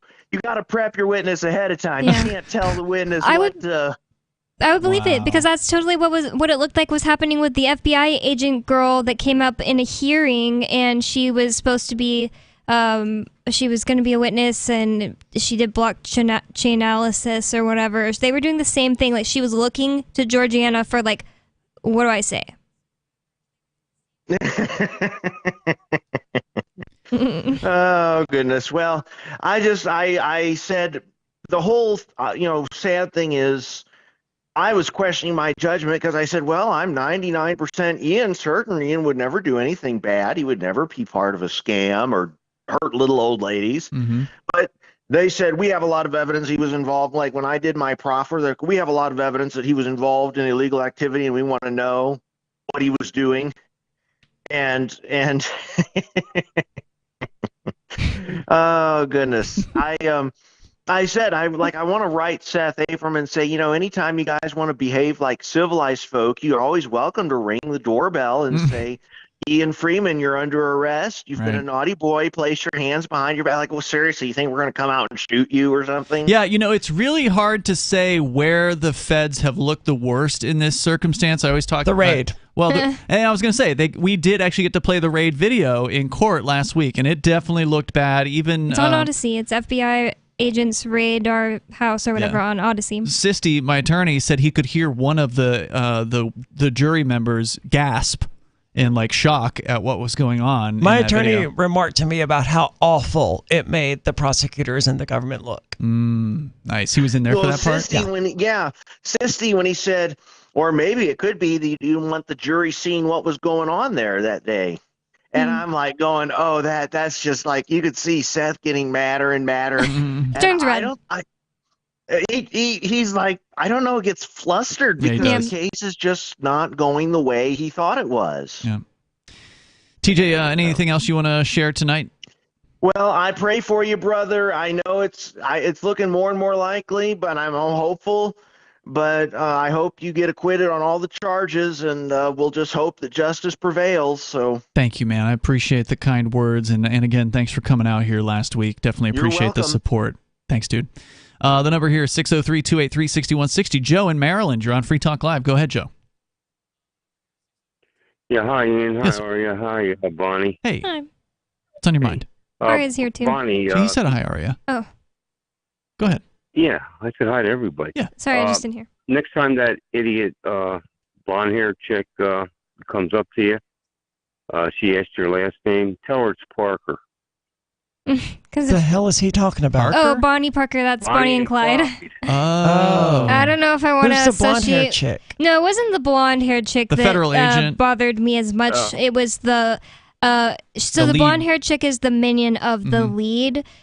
Of the lead FBI agent, and she I can't say anything rude to her during the raid because she came up to me threatening me to put my dog in the pound. So I was handcuffed in a car waiting. They can't do that, can they? They probably never could, but she was threatening me. Yeah, they lie, right? Yeah. She came up and I was handcuffed in a car for like an hour or something, and I was sitting there meditating because I was like, what do I do? There's nothing I can do. I'm just not going to freak out. And I started meditating. Then somebody comes up to me and says, Ian Freeman's girlfriend, Bonnie Cruz. And I'm just like, I look over and I'm like, oh, can you put him in the car with me? Or am I done being handcuffed? Like, they told me I'm not under arrest. They told me I wasn't under arrest. Anyways, she's like, no, I can't put him in there. We have to put him in the pound. And I just started freaking out. Wow. Like, words just started coming out of my mouth. Like, don't put him in the pound. I don't have my phone. I just moved to Keene. I don't know where the pound is. Even though they didn't have a warrant for your arrest. Yeah, and she they was told totally me I wasn't trying under to intimidate arrest. you. And then she just literally, as I was like, I don't know where the pound is. I need to call some. She was like, what is the Mighty Moose Mart? And I was like, what? It's a convenience store. And she's like, why do libertarians go there? And I was just should have said, I don't answer it's questions. a convenience store. But no, she flustered me on purpose. Yeah. Luckily, none of my questions were like, made any difference. But it was just like, that's when she had made, she was suddenly like, walking up to me almost like a nice person, like she was going to help me put my dog in the pound. And then she was like, when she started asking questions, it was different personality. And Matt said he experienced the same thing with her personality switch. Mm-hmm. And she did that on the stand too, where in the beginning part, yeah, she's like, I'm just I'm an IRS agent and this is what I do. She's FBI. Whatever, I don't know. Well, this is what they do, right? They intimidate, and when they can't intimidate, because that's what the prosecutors are learning here, that you can't intimidate a jury. You have to persuade a jury. Your FBI agents, your IRS agents, they can't intimidate their way into a verdict here. They have to persuade. They have to convince people. And this is not what they do. Their entire careers are built around intimidating people. And the skill set to persuade is fundamentally different than the skill set to intimidate. Mm-hmm. Joe, anything else to share? Go ahead.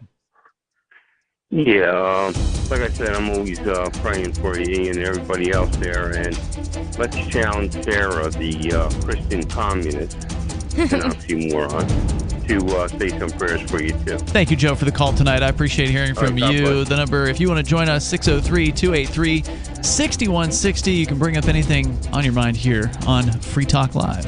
We're coming up.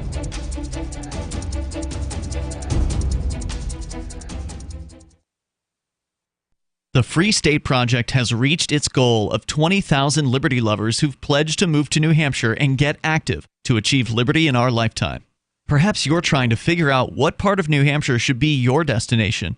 If so, consider Keene. You'll find more than 150 reasons to move to Keene at move.freekeene.com. Keene is famous for its historic, publicity-generating activism, as well as being the liberty media capital of the world. It's home to freekeene.com, New Hampshire's destination for liberty activism, news, and opinion. For years, we've been compiling over 150 reasons to move to Keene at move.freekeene.com, where you'll learn about some of what's happening here and what makes Keene a great place to live. If you love liberty, you'll probably enjoy anywhere you end up in the Shire. But do your due diligence first. Please visit move.freekeene.com for the full list of over 150 reasons to move to Keene. That's move.freekeene.com.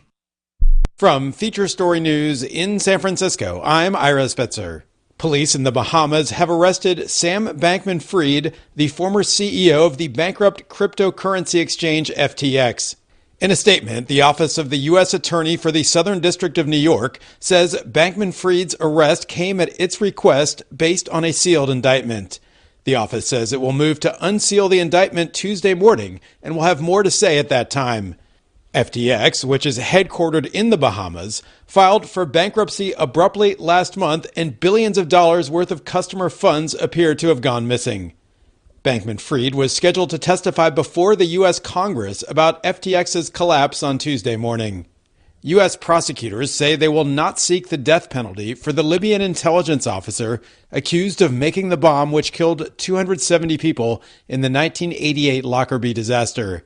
Abu Aguila Muhammad appeared in a U.S. court on Monday after American officials confirmed over the weekend he was in their custody. FSN's Nick Harper reports from Washington. Abu Aguila Masood's appearance in federal court on Monday afternoon in Washington, D.C. was brief. He stated his name and confirmed that he could hear the judge. He did not enter a plea, and the charges were not formally read, as he's still trying to secure a lawyer ahead of his trial. Masood is accused of making the bomb that blew up Pan Am Flight 103 over Lockerbie in Scotland 34 years ago. Abdul Baset al-Megrahi was convicted of planting the bomb on board in 2001 and jailed for life, but released on compassionate grounds in 2009 after he was diagnosed with cancer. The bombing killed all 259 passengers and crew on the flight, along with another 11 people who were killed in the town of Lockerbie by the falling wreckage. Masood will now remain in detention until his next court appearance on December the 27th. I'm Nick Harper in Washington. U.S. stocks soared Monday, clawing back some of the losses suffered in recent trading sessions. FSN's William Denzelo reports from New York.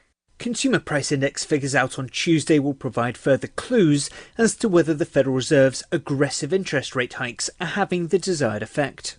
The Fed's been rapidly raising rates this year in an effort to cool inflation. The central bank wraps its two-day policy meeting Wednesday, and investors expect another rate hike, but a smaller one to those seen in recent months. But Tuesday's CPI data could have a major bearing on what action the Fed decides to take. US stocks surged Monday in anticipation of the CPI numbers and Fed meeting. The Dow closed the day up 1.6%, the S&P 1.4%, and the Nasdaq 1.3%. In company news, Boeing shares soared nearly 4% Monday on a Reuters report that Air India is purchasing up to 500 planes from Boeing and Airbus. From Bureaus Worldwide, this is... You can stick it to the man and big tech. Join our FTL social mastodon at social.freetalklive.com.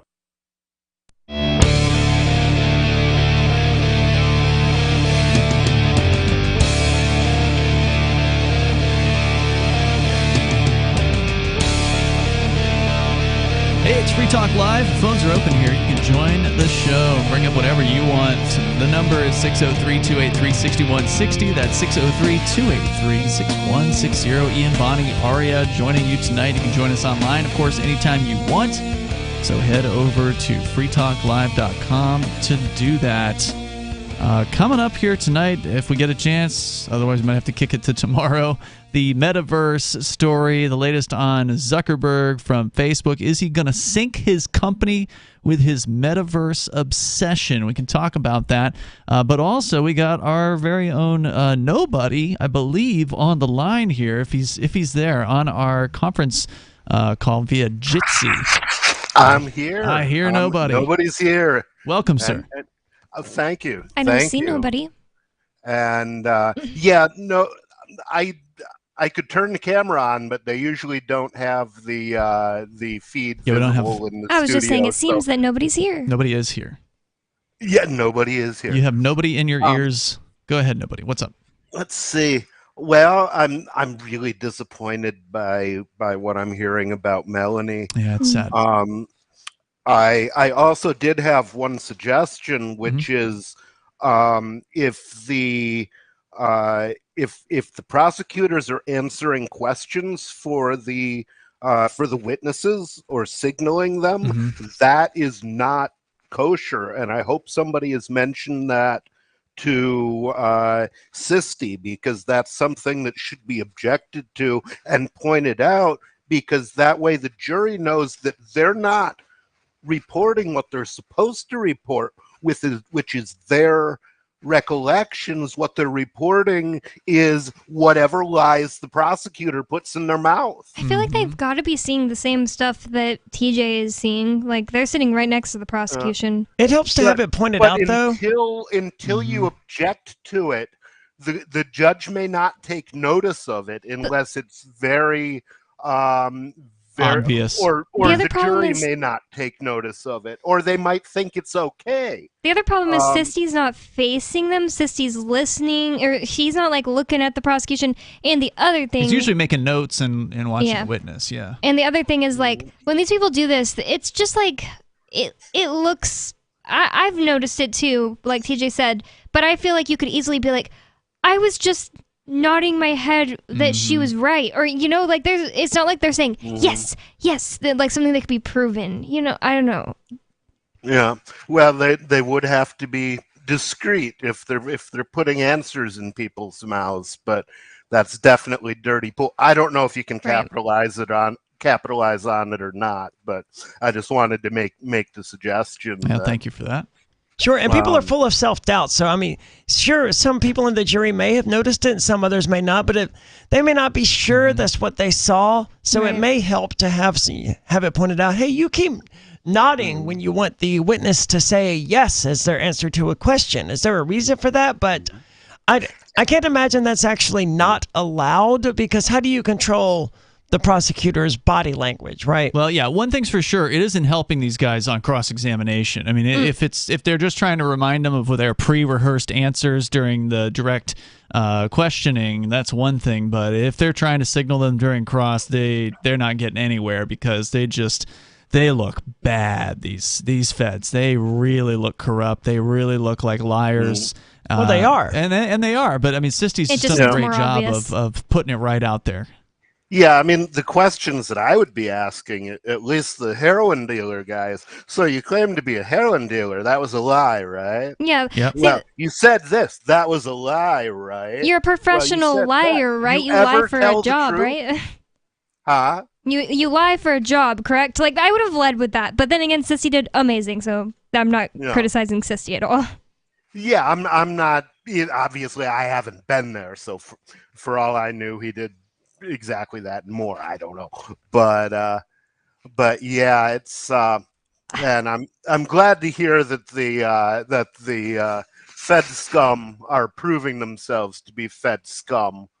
Well, what worries me is that we say all this and we hear all this from a libertarian perspective. Mm-hmm. What would a statist feel if they were watching this? Yeah, that's a good question. And that's what I'm always worrying about. I'm like, yes, Right. yes, that's such a good. That's like, I'm so glad that person said that or whatever. And then later, I'm like, I don't even know if a normie would have caught any of that. Time will tell. Indeed. Yeah. Well, and that's what summation is for when Sisti makes his closing statement. That's when he brings everything together and he points out all the things that the jury should have noticed Right. as it was going on, and says these are the things that matter. And of course, the prosecutors will lie and say a completely different set of things matters. And then the worst part, of course, is that the prosecutors go last. Do they? So they get That the should be final word. challenged. Yeah, they get the final word, and then the judge gives his instructions, which is always tainted towards the state. So the last two messagings that the juries receive in any criminal trial is messaging from the prosecutor and messaging from the judge, which is pro-government messaging, and that's the hardest part to deal with. You have to have a case that's so strong on defense, or a defense that's so strong that you can override the pro-government messaging that comes after you. That's the There trick. are circumstances under which the defense can speak last, and I Really? don't know what they are. I've never so seen it. They I've should never just seen it ask. happen. He should just I- ask go last. I think I saw it on Law and Order one time. The attorney asked for permission to give his summation after the prosecutor. Couldn't hurt because to ask, he I guess. knew the prosecutor was going to say something Mhm. that he would be able to answer, and he didn't want to foreshadow it. Well, logically, it would make sense for the defense to always go last because Yes. everything is supposed to be biased toward the defense. That's what you would think. Because right? it's supposed to be, Yeah. as much as we want to put the guilty behind prison, it's far more important to us to avoid putting the innocent in prison. Yeah, That's what they- supposed to be their mantra. What they used to say before the courts became completely corrupt is that it's better that 10 guilty men go free than for one innocent man to go to prison. They Absolutely. don't believe that anymore. I was going to say on the issue of videotaping that what I really think it violates is not the First Amendment, but I believe it's the Eighth Amendment that guarantees a speedy and public trial. Yeah, Now, they're a already. trial is not public if they're hiding it. But then again, if I was operating a kangaroo court in which 97% of defendants plead out and 97% of the remaining defendants get convicted, I probably wouldn't want it going out over Right. the internet what kind of skullduggery I was guilty of either. To so. be fair to this judge, I gotta say he's playing it pretty fair. Well, with the he's- objections. He's at not least. really He because never struck he made me it. as particularly bad. He made it to where the public is not allowed in, even physically, because you have to have an ID. People, illegal immigrants, whatever you want to call them, don't have IDs. Some homeless people don't have IDs. Everyone is not allowed into this courtroom just because of that alone. And identifying yourself to a public agent is just, hey, my name is Bonnie Cruz. I'm not saying that I support the Freeman. policies of the court or anything like that, and he's ultimately still a pawn in the system as far as this. He's a government guy, right? Like he's going to generally rule in favor of the government, but he doesn't always rule in favor of the government on the objections. I'd say he's about half and half. He's given some of them to No, I think he's Sisti. given more to Sisti. He's really okay. But he doesn't want to give any credence to the libertarian idea that the government is after us, or else the jury's going to see the that. judge in the Ross Ulbricht case did not give a damn about any kind of credence or whatever. I don't know if credence was the right word. It just came out. She just went total arch statist and shut down Ross Ulbricht's case. So, like, we actually, I think, are going to be able to put a case on in this trial. We're not people there in yet, New Hampshire though, are too smart to be tricked that easily. Yeah, could be. Hey, Nobody, thanks for the call tonight, man. I appreciate you checking in. That's Nobody. He normally is on with us on Friday nights and also Saturdays with Beard Talk Live. So check him out then. At Saturday, of course, it's 10:30 Eastern on our video channel on Odyssey. You can go there at video.freetalklive.com. We got enough time for you if you want to join us now in the upcoming remaining moments of Free Talk Live. Is there still too much month left at the end of the money? I'm Holland Cook with the Inflation Hacks. Okay, you refinanced your mortgage back before rates went up. Walmart is now your grocery store and you're buying in bulk. But before you go there, you hit the dollar store. You went online to see how much your car is worth, and the app asked if the tank was empty or full. How else to make ends meet? On our blog, Kevin says, I've been trying forever, but this is what it took to quit smoking. He says he went to a hypnosis seminar and it worked. He says, I feel great. Though many ex-smokers gain weight, Kevin says these supermarket prices kind of help. And Tricia shares that she bought stock in an oil company at the beginning of the pandemic and it quadrupled in price. But she says, now I have to sell it to buy gas. How are you coping? Post your inflation hacks at andyoucanquoteme.com. So you've signed the Shire Society Declaration and are planning your move to New Hampshire to be around more liberty-oriented people. Next, sign up for the Shire Society Forum at forum.shiresociety.com. There are a bunch of people there who are already in the Shire, and they want to meet you. If you're already in the Shire physically, you should also come by the forums. Remember, not everyone uses Facebook. New people are signing up for the Shire Society Forum every month, so drop in and say hello at forum.shiresociety.com. If you want to know the latest about Free Talk Live before we go on the air, all you need to decide is how you want it delivered. It's your choice. Visit news.freetalklive.com to receive our usually weekly news updates by email. Plus, we have a Twitter account at twitter.freetalklive.com, and you can follow us on the decentralized Mastodon platform at toot.freetalklive.com. So please follow us at toot.freetalklive.com and sign up for our emails at news.freetalklive.com. Join liberty-minded voluntarists, anarchists, and libertarians from June 15th through the 18th for the 7th annual Fork Fest at Rogers Campground in the beautiful White Mountains of New Hampshire. Fork Fest is a fork of the Porcupine Freedom Festival, which sold out in 2022. For 2023, we're going back to where it all started, the weekend before PorcFest. ForkFest is decentralized, which means that there's no ticket cost and no one is in charge. All you have to do to join the fun is reserve your camping site, RV site, or motel room with Rogers Campground for June 15th through the 18th. You can find out more at the unofficial website forkfest.party. You can also connect with other attendees on the ForkFest Telegram and Matrix chat rooms, as well as the ForkFest forum. You can find links to those at forkfest.party. We hope to see you there June 15th through the 18th. forkfest.party. What if you want to hear the latest episode of Free Talk Live, but all you have is your phone, you forgot to download our archive, and you have no data connection? You can call our Listen line at 641-793-0191. That's a long-distance number, so you may incur charges. If not, listen as long as you want. 641-793-0191. The Free Talk Live Listen line, 641-793-0191.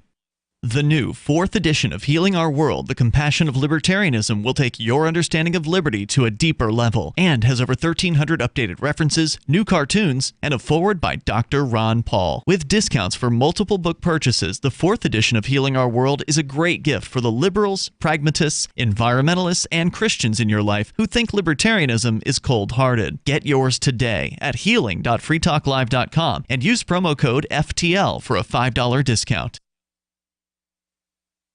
Don't miss a moment of Free Talk Live. Get our archives daily via our podcast at feeds.freetalklive.com.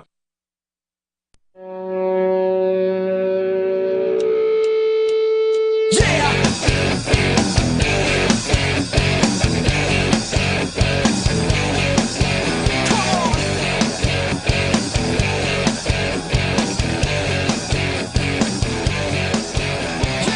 is Free Talk Live. You can join us here. The number is 603-283-6160. That's 603-283-6160. It's Ian. It's Bonnie. And Aria. And you can join us online over at freetalklive.com. Hey, we got all kinds of cool features on our site. We do have our own social media platform.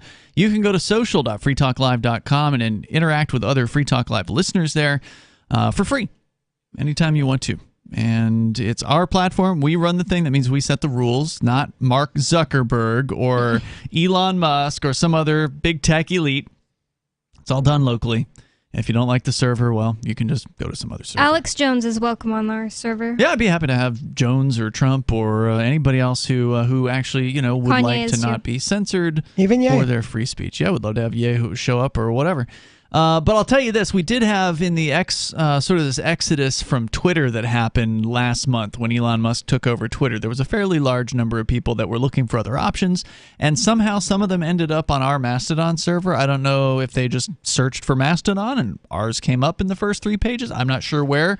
I doubt That's it a good would. question. I don't know. Yeah, I doubt it would because, we don't have a big server. It's no more than maybe a few hundred users or something Maybe like that. because you've written about it a lot, so like they Could be, Googled yeah. it and your tweets came up or something? Could be. That's a possibility. But one of them showed up and signed up and didn't really put anything in the... Like, normally there's like a sign-up box that we have, and you have to put in a reason why you want to join. If you put in just reference Free Talk Live, we're going to let you right into the server.